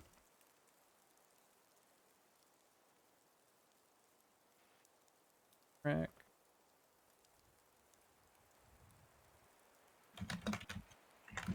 Move it over to this screen so you guys can't peep it on Discord. Peep, Damn it. peep, peep. All right. What are you guys gonna do? So I'm sitting up in the tower and basically swiveling around.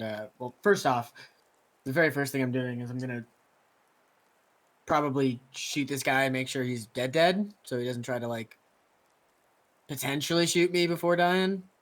All right. So you execute this man. Yes, absolutely. All right. I'll say that's kind of like your turn. So, you guys kind of sit there and you hear another shot ring out up the hop. I think Maple and maybe Aziz, you can see a hole rip through the four floorboards at the top and more blood just spill out down the bottom. Imposter, what are you gonna do? Uh, well, I'm trying to get better sight on this thing because I know it's coming. Yep. And I heard someone scream, so I'm assuming it's already here. So gun's gonna be ready, and I'm just gonna You shine your try to. flashlight to the tree line. So you guys are like on a balcony, so you can see the tree line around you. For context, you can actually see quite a ways out from here. Then yeah, I don't know how effective it would be being just like a standard flashlight, but I try to shine it through, see if I catch its eyes or something. Yep. You shine it into the tree line. You do see some movement to like the southwest, I would say. But that's kind of all you see. I think you only have a pistol and a shotgun, right? I don't even have that. Oh, not the pistol. I got the shotgun. Oh yeah, you got the shotgun and a big knife, huh? Nope, I got the garrote. Oh, the garrote, right? Oh, I forgot about the garrote. That shit's rank. Yeah. So you shine it out there, but there's really nothing you can do. But you do see the movement. Do you want to vocalize this? Yep. It's like, guys, I see something probably not friendly on the southwest. Can I try to see it with my sniper? Of course you can. Go ahead and roll me and act under pressure, because you see its eyes. You're seeing red eyes, and you feel a chill run down your spine. Not the normal scaredy chill, but the kind of chill that physically freezes your body. Right.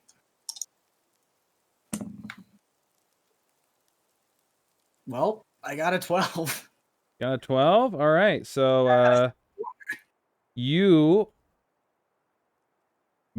see this and it doesn't phase you. But you do All day. see it. It's right there. Can I shoot it? You can shoot it, yeah. You deal 4 harm to it as a shot rings out and a bullet rings into its flesh, and you hear a into the tree line. The rest of you do, and you hear birds fly off. Snow geese just fly off. They must have been roosting in a nearby tree or by a nearby water source, and they fly off, and everything just sort of goes to hell after. As it runs out of the tree line, barreling towards the base of the stairs. It has a rock in its hand and it hurls it at Okay.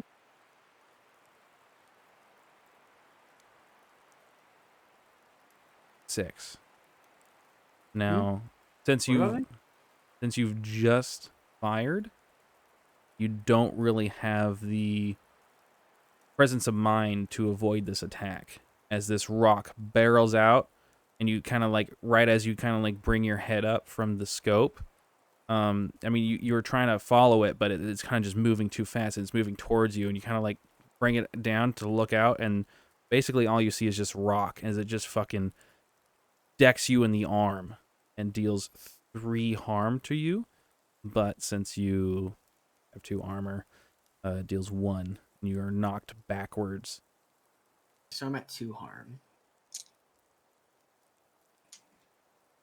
All right, and we're going to go back to Fog. You hear the shot ring out, and you see this figure. This it's almost camouflaged in the snow. Its fur is so white.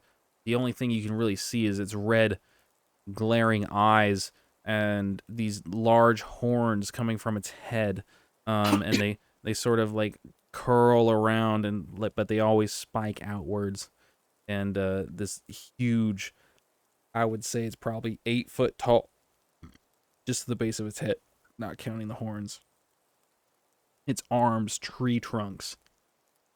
This thing starts just barreling towards the stairs, eyes fixated on you. Um.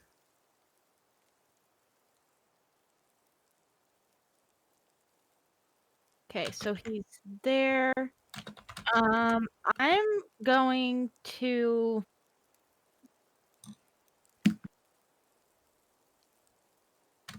probably use the big whammy, Big wham. which is a spooky move. To instead, you can use your powers to kick some ass instead of. Oh yeah, you roll weird instead. Mm-hmm. Okay, yeah. Go ahead. Cool.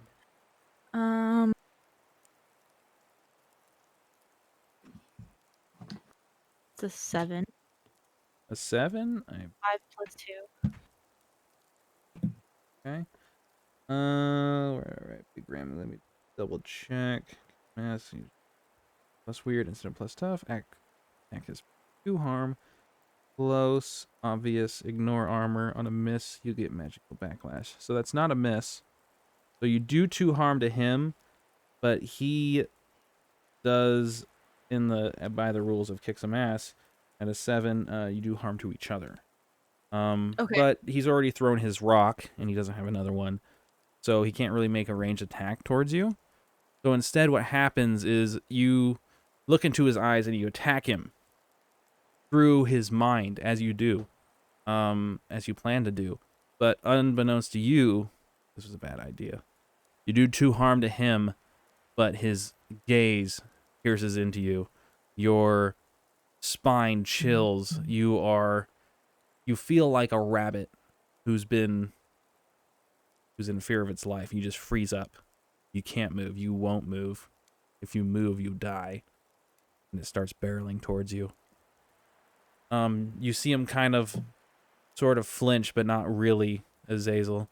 As all this sort of rings out and you see this unfold. If you don't do something, this Yeti will be upon Maple in a matter of seconds.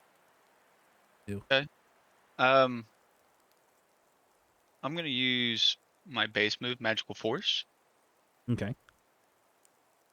With the roughly how far would you say he is from me? He has covered some ground. So the tree line was about, I'd say, about 50 yards from you guys. And by now, after all this has happened, and this has happened in like seconds, he is about, I would say, 20 feet from you. Okay, so he's within my range regardless. Mm-hmm. Okay. You can also use some magic if you wish to. Ooh, yeah. It's right. As soon as I get back up to where it was.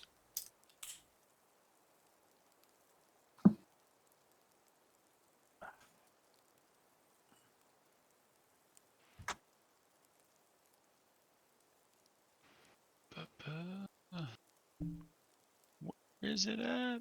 So use magic. When you use magic, say what you're trying to achieve and how you do the spell. Then roll plus weird. If you get a 10 plus, the magic works without issues. Choose your effect. On a 7 to 9, it works imperfectly. Choose your effect and a glitch. The keeper will Okay. decide what effect the glitch has. On a miss, you lose control of your magic. This never ends well. By default, the magic has one of the effects listed below, lasts for around 30 minutes, and does not expose you to danger, unwanted attention, or side effects. If there's a glitch, that might change. Alright. Then I'm going to use magic and cast a form of I'm just gonna call it a fireball at him, basically. All right. Sounds good. Go ahead and roll me your plus weird.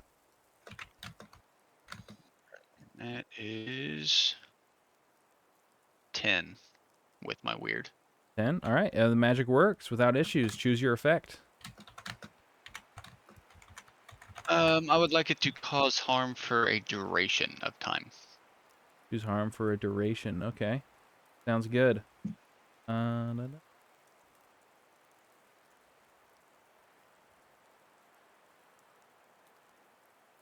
Sounds good. So you shoot out this flame, and it deals harm, and you can tell because it hits this being, and it looks like if this was regular fire, you get the feeling that it wouldn't work. It would be snuffed out entirely by this avatar of not only the hunt but of oldness, but this magical fire, this fire, this hellfire even hits it, and it sticks to it, and it clings to its fur, and it panics for a moment, and it averts its gaze to Maple, freeing her momentarily from it, but then he continues his walk towards, but a little bit more time has been had. Next up is, I believe, Retrace. I believe you have come to. Actually, you're still getting up, so I think the I was gonna say, imposter. yeah, I think Imposter. imposter Yeah. hasn't gone. Yeah. Yeah, imposter. You've illuminated the threat and given Retrace the ability to inflict a sniper rifle shot onto him, but it seems as though you're not effective up here. Do you wish to do something else? Well, I see it like on its way up here, and I'm going to assume that it's coming for the one who shot him. So I'm going to find a place to like tuck myself in, uh, like whether that be like behind the door, so when it comes in, I can just There, get a there good shot. Yeah, there is like a whole room inside here. You can see lanterns lift up. There's a lot of like meat in there, and there's like different like things. There's also a ham radio. As far as does it work or anything, you really can't tell from in here. But there's also books. There's some drawings, different like little like But yeah, stuff like that. I, But you can get in there and maybe just like hide down behind the windows because there's windows all around this room in every yeah, direction. kind of it's a watchtower, basically ranger tower. Yep. But yeah, like anywhere that's going to conceal me, so this thing doesn't immediately see me when it comes in. Yeah, I say you run into the sort of area there inside, and you kind of hide down, like you crouch down next to where the top of the stairs are, and you kind of just wait. And I'll say that if he comes up there, you're just gonna fucking blast him. All right. Do you want to vocalize any of this, or? No, because I know the two down there are actively fighting, and Six is getting his way up to presumably shoot it again, or get Absolutely, I ready. am. Yeah, or to like get himself up to prepare for it coming up here. So I don't think it needs to be vocalized. Basically, getting ready. I would just find my spot and get ready to hit it. All right, sounds good. And retrace. As this happens, you hear some strange sounds coming from the bottom. Maybe a streak of light as you're looking up, and you can see it kind of reflecting off of the snowflakes falling from the sky. And you're able to get up with a sense of urgency as you can hear this thudding as this creature is coming. And you're able to stand up, and as you do, you can see shotgun in hand, imposter run into the house and hide, and it looks like he's getting ready to ambush anyone who comes up. The monster, I guess I should say. I shouldn't phrase it like that. That's a little foreboding. What do you do? I get up, shrug off the hit I took, and shoulder my sniper again. Sight in on the Yeti, and I'd like to kick some ass. Do you want to roll to kick some ass? Absolutely, I do. All right. Go ahead and roll for it. It's like I've been rolling good all night. I really have. And my tough is good. My tough's +2, so.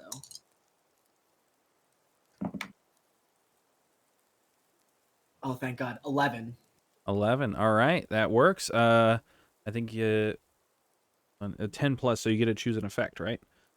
Yes, So sir. you do your harm. I'm gonna suffer less harm this time. Suffer less harm. Luckily for you, I'm going to tell you this right now. I don't think there's really a way for him to harm you at this point.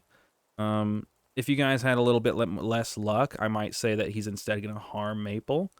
But luckily, you guys have luck. So I'm going to say that you don't need to worry about suffering harm from this specific attack. So instead, you can choose something else. Is the +1 forward, is that giving someone +1 on their roll? Yeah, so +1 to any kick some ass, under pressure, or anything. Gotcha. Any rolls during this sort of scene. Gotcha. But if you wanted to force him where you want him, you could like hit him in the leg and make it so that, for instance, Fog has time to get away. Or the other two I'm gonna can do run that. up. I'm gonna shoot his leg. All right. So as he's running, you fire, and it kind of hits his leg, and he kind of sort of buckles down. Hold on, I need to do the arm here.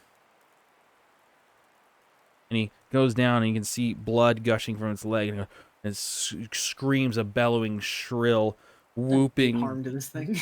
sort of cry. And I will say you are really lucky you're basically in a sniper's tower. Yeah, I know. I was like, oh, there's a sniper tower, and I'm a sniper. I'm gonna shoot this guy and get up in here. And Fully my thought. you can see that it sort of like its knee hits the ground, and it screams. But as it screams, the blizzard kicks up, and the snow gets denser, and visibility gets a little hard. And from this distance, after you hit him like this, you can no longer see him. I don't like that. You can barely see him, Maple. You can see the red in his eyes.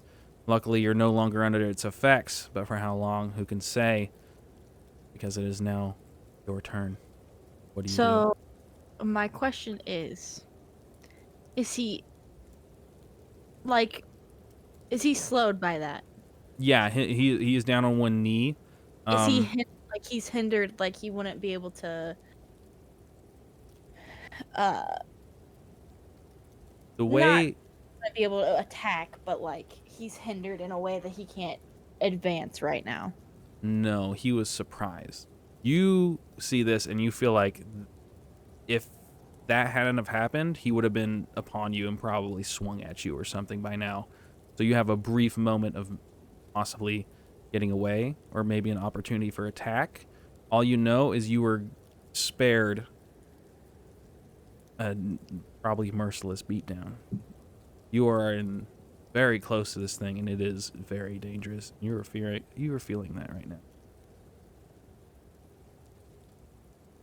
Well, she's gonna probably retreat because she's not about to die. Um, and she does not feel confident that her aim is that well with her 38. So she's gonna try to get away from him. All right, you run up, you run past Azazel, and you're able to make it to the top. As you make it to the top, you see like a little head peek out that looks like imposters, and he kind of like recognizes that you're not a monster, and he kind of lets you pass. But you're able to make it to the top. Next, Azazel, your turn. She runs past you. This monster, it can barely see it. You can barely you get the feeling of where it's at, a feeling of strong magic, of ancient magic, of magic you haven't felt for probably 9,000 years. Ancient. Beginning Um, of civilization type. Yes, Fog? the thing that was said about the Yeti was that he had to have his heart cut out? Question mark. Yes, you recall that Azazel said that in order to truly defeat him, you must commit the ultimate act of hunting upon the avatar of the hunt. Which means we need to kill it, rip its heart out, and consume said heart. Yes. Okay. Given I don't know his exact location, do I know the general area as to where he is? Yes, you can actually still see the flame sort of on him. You can see like a little bit of illumination. Not enough for like for instance anyone up top to see, but since you're like a little bit closer, you can kind of see it still. So you know kind of where he's at. It looks like he's getting up and he's starting to move forward. Okay. I'm going to use Magic Force, my natural attack, Okay. and what would that one be off of? Would it be weird since it's Magic Force? No, so you don't need to roll unless you want to try to get an extra effect, but that will expose you to danger. So you can just do the damage if you want. Yeah, I'll just do the damage. Yeah, which I believe is magical force, medium range, and it's just one magical harm. Yep. So we will do that. And what does this look like? You do it. You just sort of. I imagine you reach your hand out and you're just kind of like fucking up his insides or some shit. Yeah, I raise my arm up and put it in the general direction of the flames that I can see that. And when I extend my arm, I can feel his presence, and I quickly turn my hand around in a snapping fashion and just clench a fist.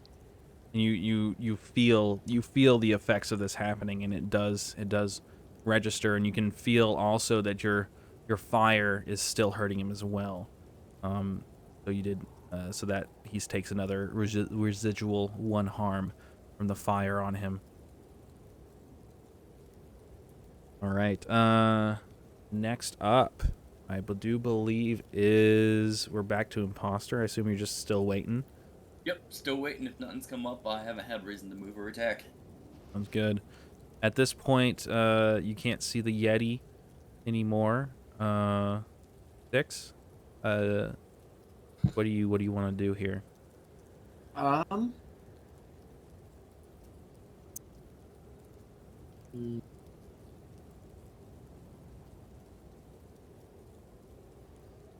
If you want to roll help, I would allow you to sort of command Aziz to move, and I'll allow him to move on his turn, assuming you get a good roll. I will present that option to you. If that's something you wish to do, because there is a chance that the Yeti might get to Aziz this turn. Yeah, I think I'm gonna do that because Okay. I'm assuming that it's coming at us, especially like I've shot it twice. I've done 8 harm to it.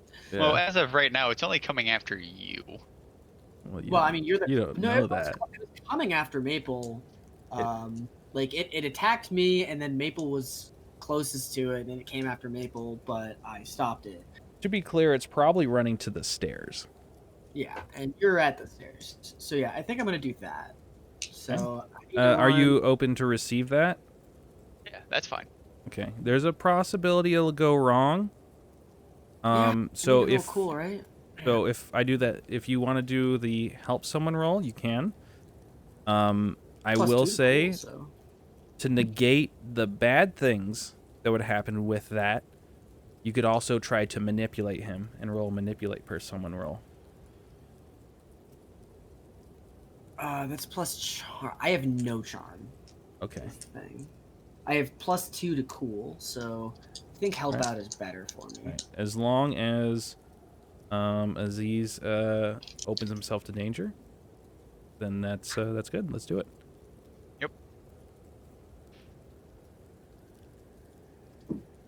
Or doesn't that if it's 7, because the open to danger, that's 7 through 9, right? And that's isn't that me You open exposing myself? yourself to danger if that Okay, happens. got it.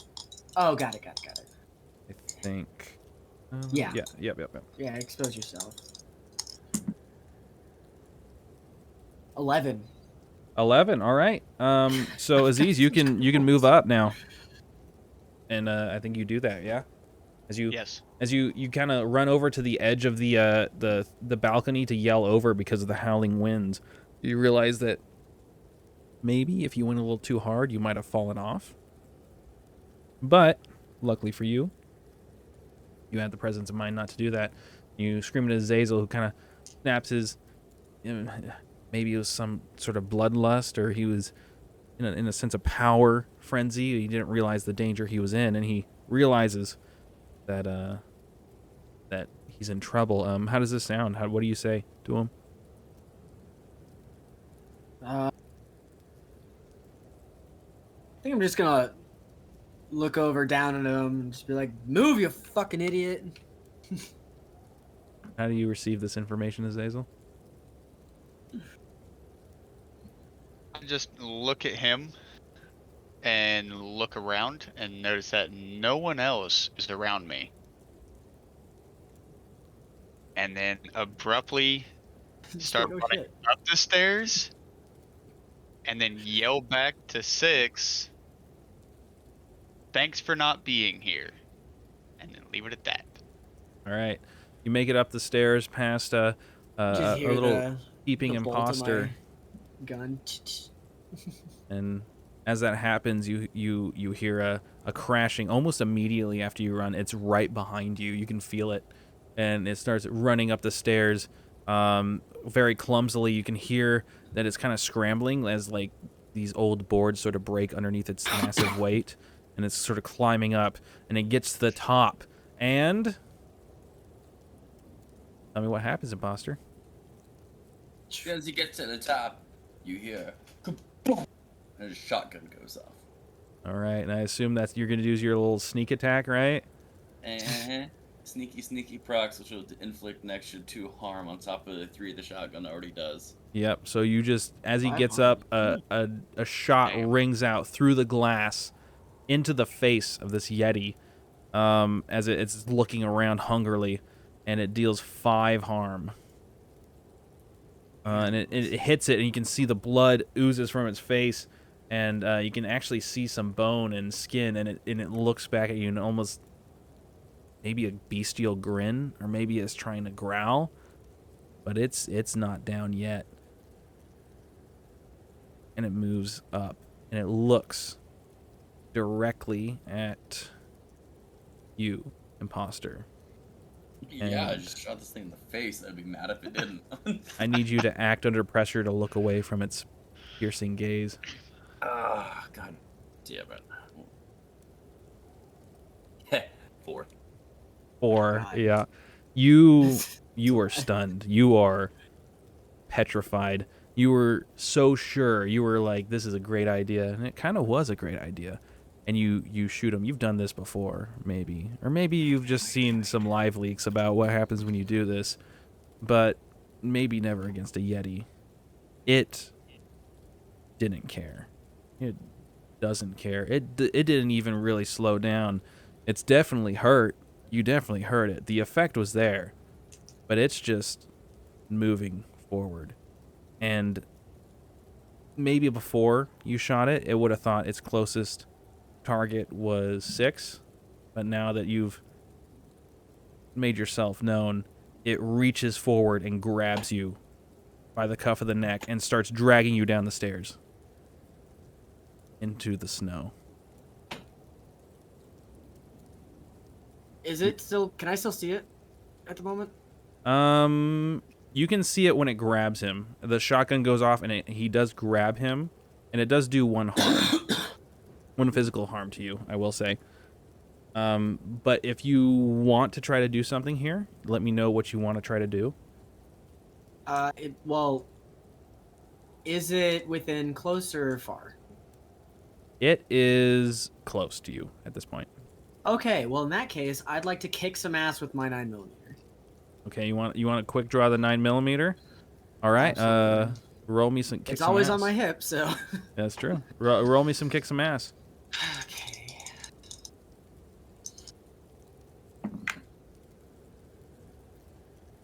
Exactly a 10. Holy shit. Exactly a 10. All right. A Choose 6 and a 2 plus 2. All These right. dice have hacks. I'm These not go even hacks. kidding. I saw the 6 and a 2, I went, oh shit, and then I remembered I had plus 2. All right. So you see him grab onto the cuff, and he pulls him through the window, and he's about to get to the stairs, and you shoot off a shot with your 9mm, and it hits sort of the horn and ricochets into the Yeti's eye. What do you want it to do? What's the extra effect here? I want to make it drop him. You want to force it where you want them to make him drop it? Yeah, make All him right. make it drop him. All right, so it shoots into his eye, and he lets go for a brief moment. How much harm does your 9mm do? 2. 2. Okay. 2 harm. Put it. All right. Thought about doing terrible harm, but 3 harm, just make him drop him. Apparently, give you him guys at don't least- fucking take a shit unless it's at least 4. Goddamn. All right, and this happens. Next up, Maple. You turned around. You're kind of behind 6 at this point. You hear the shot ring out, and you see the glass break, and you see the Yeti kind of put its hand up towards to kind of block its face. What do you wish to do? As you're at the top of this tower, How far is he from me? I would say you guys are relatively close. I'd say like the range that he's at. He's probably like I'd say like 15 feet away from you. See, my dice have been rolling shit, but You want mine? That just Welcome. means they're gonna roll better. Right? um, Retrace over here with loaded dice. Mm. I No. want to. This is a bad idea, but run up to him and kick some ass with my knife, try to get it into his chest. All right, yeah. Go ahead and roll me kick some ass. And this is plus tough. Yep, plus tough, unless you're gonna use the big whammy. Is that how that Bam, works? Bam. Thank you, ma'am. I can, yes. If you want to, like, Powers to kick some ass, roll weird instead of tough. The attack has 2 harm close, obvious, ignore armor. I would Not sure how say that works. if you wanted to Just- use magic to augment your physical abilities, I would say that would be good if you wanted to use that to attack in this instance. Yeah. Since you're kind of prepared for it, you're not in immediate danger, and it's kind of you kind of had some time to think about it. I Yep. would say that this would be fine if you wanted to do that. Okay, that's what I'll do. Okay. That's a 6. But can I use a luck point to make it a 12? You certainly can. All right, you do exactly what you set out to do. You're gonna do an attack with your knife. What's the effect? Are you? I just want it to smoothly cut into his chest. All right, you. Like the point of it is to like Open up his easily chest. cut through whatever the heck is going in there. So you run up to him, and you smoothly slide it into his chest, and you go down, leaving a large opening into its chest. It sort of flings out towards you and kind of backhands you a bit, and it deals 1 harm to you, 1 physical harm, as you kind of get like hit backwards, and you kind of fly backwards towards 6. And 6, I need you to make a choice. You can move out of the way and let her act under the pressure to avoid falling off, or you can act under pressure to try to catch her. I'm gonna act under pressure. All right, I gotta do it, right? roll it. I got pretty good cool, so. And loaded die. Jeez. Right? True. Is this the one time you rolled shit? No, I'm just laughing at the loaded die comment. I didn't even look at my dice yet. Hold it. Okay. I got 2 4s plus 2 is 10. Oh, 10. Jesus. All right, you catch her. You I'd say you drop your guns, and then you sort. Actually, no, you don't. You just catch her. You still have your guns in both your hands, but you're able to Just stop her fucking from cool as flying hell. off. Just whack. Hey, you are the professional. This is true. Phrasing. So next up is, I believe, You want to get ants? This is Aziz. how we get ants.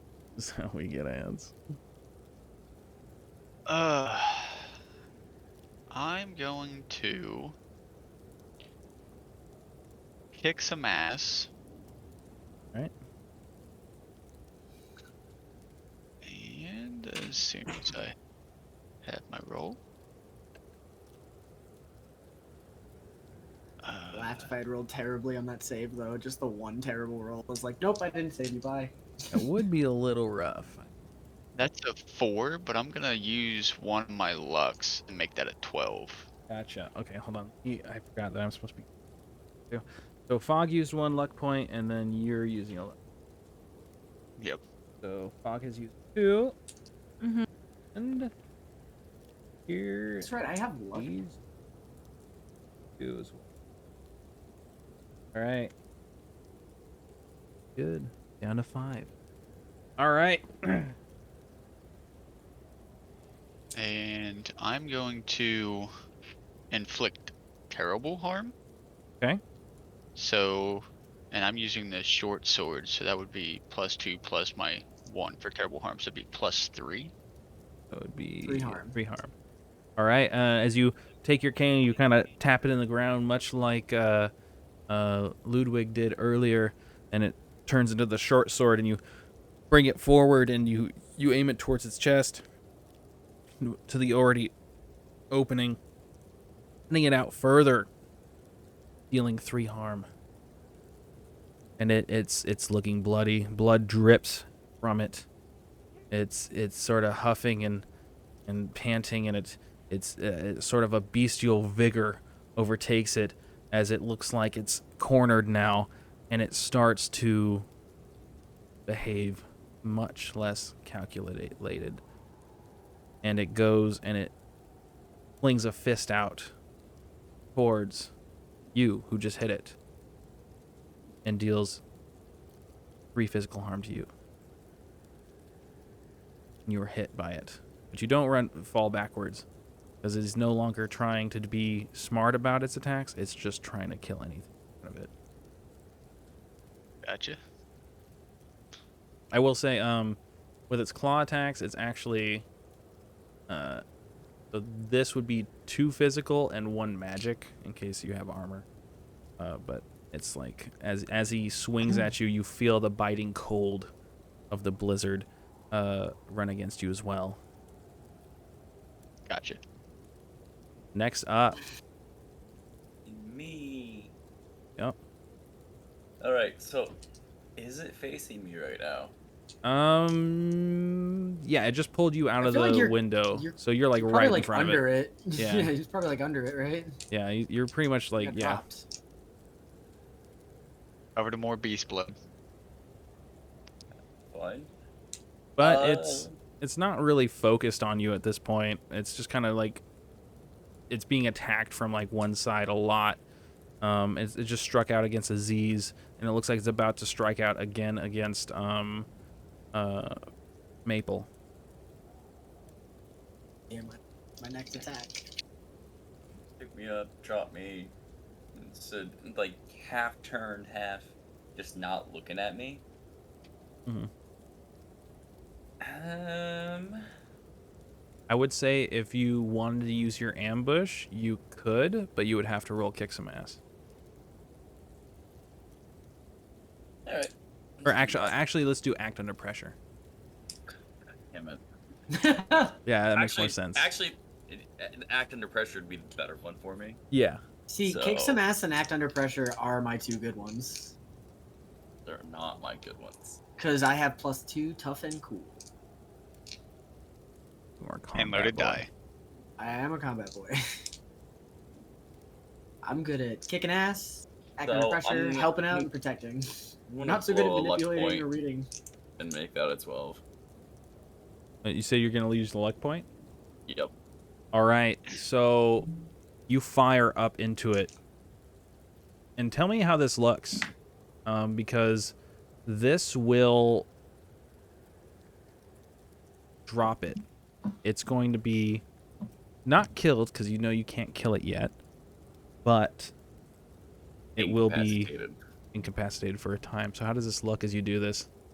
So I just got dropped. That's the thing to note, and it just got hit. So I'm there on my back, gun still out, pull it up, and the best closest to its face that I think I can get, I just pull the trigger. So you're going to see just the blood probably pretty much uppercut it, as blood just going to hit the ceiling. It as that happens, it sort of rears backwards and falls down the stairs and falls down to the bottom of the tower as this happens. And as this happens, the blizzard abruptly stops and the regular snow commences.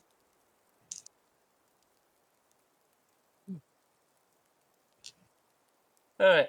So it's down, right? It's not like out Yeah. technically, but it's down. Well, it's fallen off. You get the sense that it should be down. I mean, you put so much fucking lead into this guy. I put so much into it. I Lead did and what? 10 steel. harm? 10 harm by myself. I did 10 Yeah. harm myself as well. I don't know how much I Um, did. 5 or 6, something like that. All right. Well, can I walk down to it? Yeah, you can walk down to it. Get myself up It's and reload my shotgun real quick. its chest is pretty Put it- exposed, right? Oh yeah, his chest is fucked up. Where's my... I just dropped all my dice and I don't know where it went. Loaded dice laughed wild. Yeah. Seriously, where the fuck did it go? Whatever. Anyway, so considering what we've been told, I would like to shove my fist into its chest and rip its heart out. All right, you do so. You All right, reach in there and you feel around, and it doesn't even feel like it has any other organs. You just feel it's sort of like reaching into like jello, and you start fishing around. You found like the one piece of fruit into it, and you grab onto it and you pull it out. And as you pull it out, it's still beating in your hand. I'm gonna bite it. Right? You bite into it. It tastes like it hurts your teeth. It's very cold. And you bite into it, and you feel powerful, extremely powerful. You feel invigorated even. You heal all your harm immediately. You want more of it. And as you take that first, as you taste it, it's almost like you haven't eaten in years, months, your whole life. This is the first time you've actually eaten, and you just, before you know it, it's gone. Your hand's covered in blood, and you look down, and it sort of just whiffs. The body of this creature just sort of enters into the snow and blows away at the wind.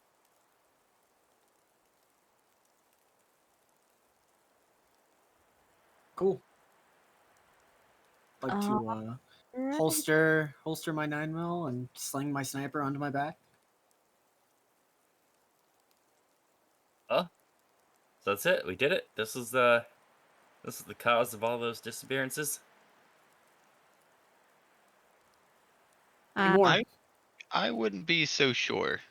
I wouldn't be so sure he's the only one causing disappearances, but that's gross. I can't believe you did that, but okay. I'm just gonna spit a little bit of blood onto the ground. Just Can we go now? I don't want to be here anymore. Yeah. And with that, you guys have completed the mystery and defeated the monster. Congratulations. Nice. As we walk back, we get to that whole disturbing scene of the deer stuff. Like, Oh, that's you know, still everywhere around here. and like, this looks like the scene I was thinking of. And it does. It did look really real. Huh. Well, actually it doesn't. Damn it. This is something completely different. The scene in the video you saw was a man eating basically his family while they were still alive and like trying to get away. And the man wasn't the man that you guys killed. That was a different person. Ah. might be a Bet you it different was the mystery. mayor. So there's more stuff to figure out here. We're not Indeed. More things to figure out, more clues to be had. Were there any in that tower? You guys didn't bother to look as you walk into the forest, never to come back. All right, well that's that. Let's go ahead and go through and mark experience for all you guys. So the way experience works, let me get up. I think it's right.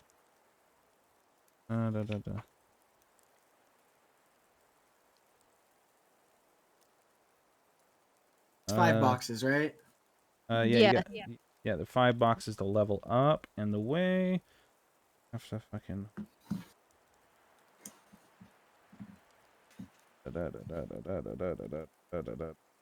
end of the session, right? So once the mystery has been ended, take some time to go around the table and check that everyone's happy with how it played out. You all happy with that? Yeah. That was a lot of fun.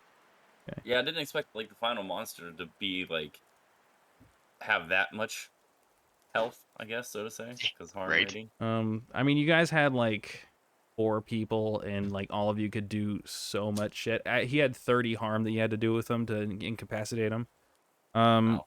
I mean, I did, yeah. I did a third of that. I- Six did a third of it, and then Yeah. There's a bunch of different things that could have happened, but I mean, because like basically until he got cornered, like it's like 4 turns happen and then he does his thing, and then 4 turns happen and then he does his thing, and Honestly, I was waiting on you to do some like shady DM shit when it came to the eating of the heart. because the way you explained it was that it was supposed to be the hunter. Normally, the hunter is the one that finally kills it. I was waiting on you to just be like, and 6 turns into a yeti. Yeah, Do we had to kill him again? I mean, And now I have all the Yeti stats, and I kill you all. yeah, I mean, you know, you guys killed the Yeti, quote unquote. You know what I mean? I mean, is there something more? Is there something less? I mean, you got We'll all your find out next information session. from a demented old man, so who knows? Yeah. Um. I'll be So back. okay, let's see here. Um. So at the end of the session, we asked these experience question. Did we conclude the current mystery? I believe you did. We believe so. All right. So you get The a mystery of the Yeti, at least. you get a mark on experience there. Did you save someone from certain death or worse? That I'd Did say Yeah. no. Well, I don't know. I kind of think potentially because Actually, I think Well, my it's because certain Maple- death, right? Maple was like almost guaranteed gonna die. Well, Not yeah, necessarily. I was thinking NPCs, not character based, but yeah. Well, I mean, she still had a lot of luck points, so I'm sure she would have. Fair. Yeah, so I guess not. Did we learn something new and important about the world? I think so. Yes. Yeah, there's Yetis, there's vampires, werewolves. Well, the old man thing. God knows what else. Did we learn something new and important about one of the hunters? I feel like everyone saw Aziz turn into a wolf, so That's pretty. I mean, Yeah. I knew that. by, like, Y'all also but- saw me use premonitions that wouldn't have been known to anybody until. Yeah, I definitely would have had intel on that. yeah. So- I'm just gonna say after all that and how well everyone did, I think everyone marks 3 experience for this. Cool. Okay. Okay. And then my Um, question is, so this says in the thing, if I roll and get a total of 6 or less, it doesn't denote whether or not if you use lucky or not. If it says you get to mark an experience box, does that exclude the stuff that I use lucky for? no. I'd say it still counts. Okay. So I get none of those experiences because I didn't get any bad rolls. Um, I have to no, you for still one get the end of session rolls. I think if you Right, ever, I don't if you, get the level up from bad rolls though. yeah. like So the if you experience for bad ever rolls. fail a roll, you do get a mark experience if you accept that you failed. Oh wait, you didn't accept the Oh, I fail. did. You used lucky, right? I failed one. And Yeah. So if accepted you it. use lucky, you don't mark the experience. Fog. Sorry. That's what my question was. Yeah. Yeah. I don't know how that. It doesn't say whether or not you can do that. Whether Yeah. if it's lucky or not. It's only if you accept the bad outcome. Okay. So I think you use luck points on all of them, so you get 3. Who someone took a bad roll. I did. Imposter. Foster did. So you'll get 4 experience points. Everyone else gets 3, I believe. Yeah. Yeah. Yep.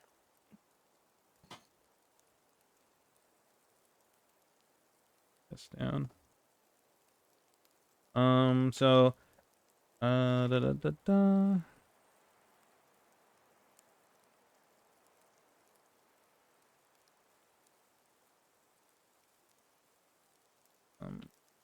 No. You get 4. You're 1 away from leveling up. Yeah. All You- right, I'm just going to use contrary next session. Yep. Yeah, so everyone did great. You all survived, which is really good. This monster definitely had the ability to kill someone. But you guys got a good position on him, and were able to take him down and made some smart calls, as Yeah, I well was as the some only good like, luck points. There was 2 of us got hit total like throughout the entire thing, and I got hit twice. But Yeah, even and- then, I only got 1 harm each time. Yeah, 3 you're technically, you're 'cause I the took the first harm. yeah you're the big armored up dude. I mean you're the combat guy. You got the fucking sniper 'cause I've rifle. You got- got the armor. I've Yeah. got 1 armor, and I've got my basically combat sense, which gives me an extra plus to the armor. Mm-hmm. So I got 2 armor. I'm Yeah. walking around in a suit with a cane and a top hat. Yep. I mean, I just To- look dapper as You fuck. you had really good utility though. I mean, you were able to probably get some information out of the mayor, assuming he was a normal human. Yeah. I mean, you did either way. Whether or not your spell worked the way Yeah. you wanted it to, who knows? I'm just the DM gaslighting you at this point, but Yeah. so you did that as well as turning into wolf to investigate the mystery. Was able to warn you of the sniper that was in the trees. yeah, and let me shoot him. If you hadn't done that, he would have gotten a first shot off of one of you. So I mean, he was trained on me, so I'm assuming it would have been on me. Mhm.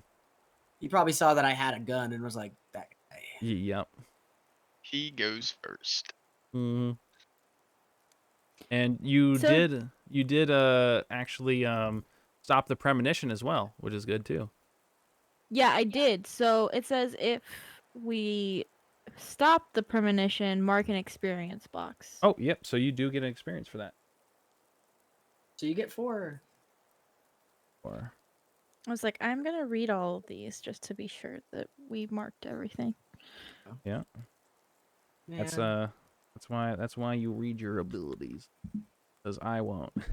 That's Yeah. why I printed out my like 5 pages that I need for the spooky. I think I'm gonna do that on the next one. That way I'm not flying Mm-hmm. all over the place trying to find what I'm looking for. Well, I made a- 'cause- I made a Google Doc and wrote down everything I have. Yeah, I have the PDF, the big PDF pulled up, Mhm. but I went in and just printed off the papers for the spooky and then have kept that with me so I can flip through these easily, but for the other things I can search the Also, PDF. I've just been running everything off the PDF. I very much think that my my taking the tactical genius for reading a bad situation, where I yeah. rolled cool instead of sharp. I think like that way early on might have saved us from getting murdered right away. Oh yeah. When you guys were in the dude, oh my god. As a DM, I'm like, okay, they just recently got off into the Canadian wilderness and they're gonna Yeah. explore the town and gather information and then go hunt the beast. And you're just like, I And then- walk and then north into the forest. Yeah, Aziz is just like, I'm gonna go walk off north. I'm like, And I was like, oh my well, god, I have to what? fucking keep like out like logic brain. Like I wanted to be like myself. I wanted to be like, well, fuck you, goodbye. Like let's Yeah. go get information. But I was like, no, my entire purpose and job here, like as stated, was to keep an eye on this bitch. So I was like, I have Mhm. to go after him. Yeah. My whole tactic to doing that was to throw the DM off. Yeah, I Um, mean, it And really was it worked. worked. He was It really worked he out was- because I mean the manor was still to the north. Luckily enough, I had the foresight to put you guys south of the actual danger zone and put like Yeah. a plot tool in between that. So So also I will point it out to you in here it says underneath my luck thing it says the Mhm. spooky special. It says as you mark off luck boxes your dark side's needs will get nastier. Yep. Just so you are aware of that since I have 2 marked. oh yeah, no, it's Now. it'll come into effect, but it like and most of that was like during combat. I'm not gonna like Yeah, no. you know. I was just letting you know so you can plan ahead Oh yeah, for no, the next one. trust me. There's plans. There's plans. plans to take my guns away. No, you fucking don't. Machinations even. We're all gonna die. Yeah, no, but yeah, no, it was good playing with everyone. I feel like it was a good session. It went a little bit longer than I wanted to, but I mean, Yeah. that's just kind of how it works. So That's how it works, yeah. I had Yeah. a lot of fun. I'm not mad that it went longer, but I do need to go to bed. So true. I will talk to y'all later. Yeah. So Do you I'm wanna gonna head out. plug your handle and everything at the end? Stream on TTV, Fog Maple. Yeah. Fogbound Yeah. Maple. Fogbound Maple, twitch.tv. You know, that's where you can find me. All right, sounds good. And then next, everyone else, go ahead and plug your shit, and we'll be good to go. Yeah, we'll just here. I'll make it even easier. And Just gonna Yeah, type it in Right to the chat. chat. Oh, yeah, no, there you go. I was just swapping my name on Discord so it shows up how it is on Twitch. Oh, Oh, nice. Yeah, that'll work. That way it makes it easier that you can physically see it. So Twitch.tv/retrace. There you go. Hey. If All you right. if you care more than that, just and you can't find them, just keep looking, I guess. Or you can ask oh, me. I'm live every once in a while at a Fate holiday. Yeah. Well, it was good playing with everyone. I'm glad you're all here. I had a good time. If you guys need the VOD, let me know. I'll get it to you. And yeah. Thank you and good morrow. Adios, everyone. yep. Adios.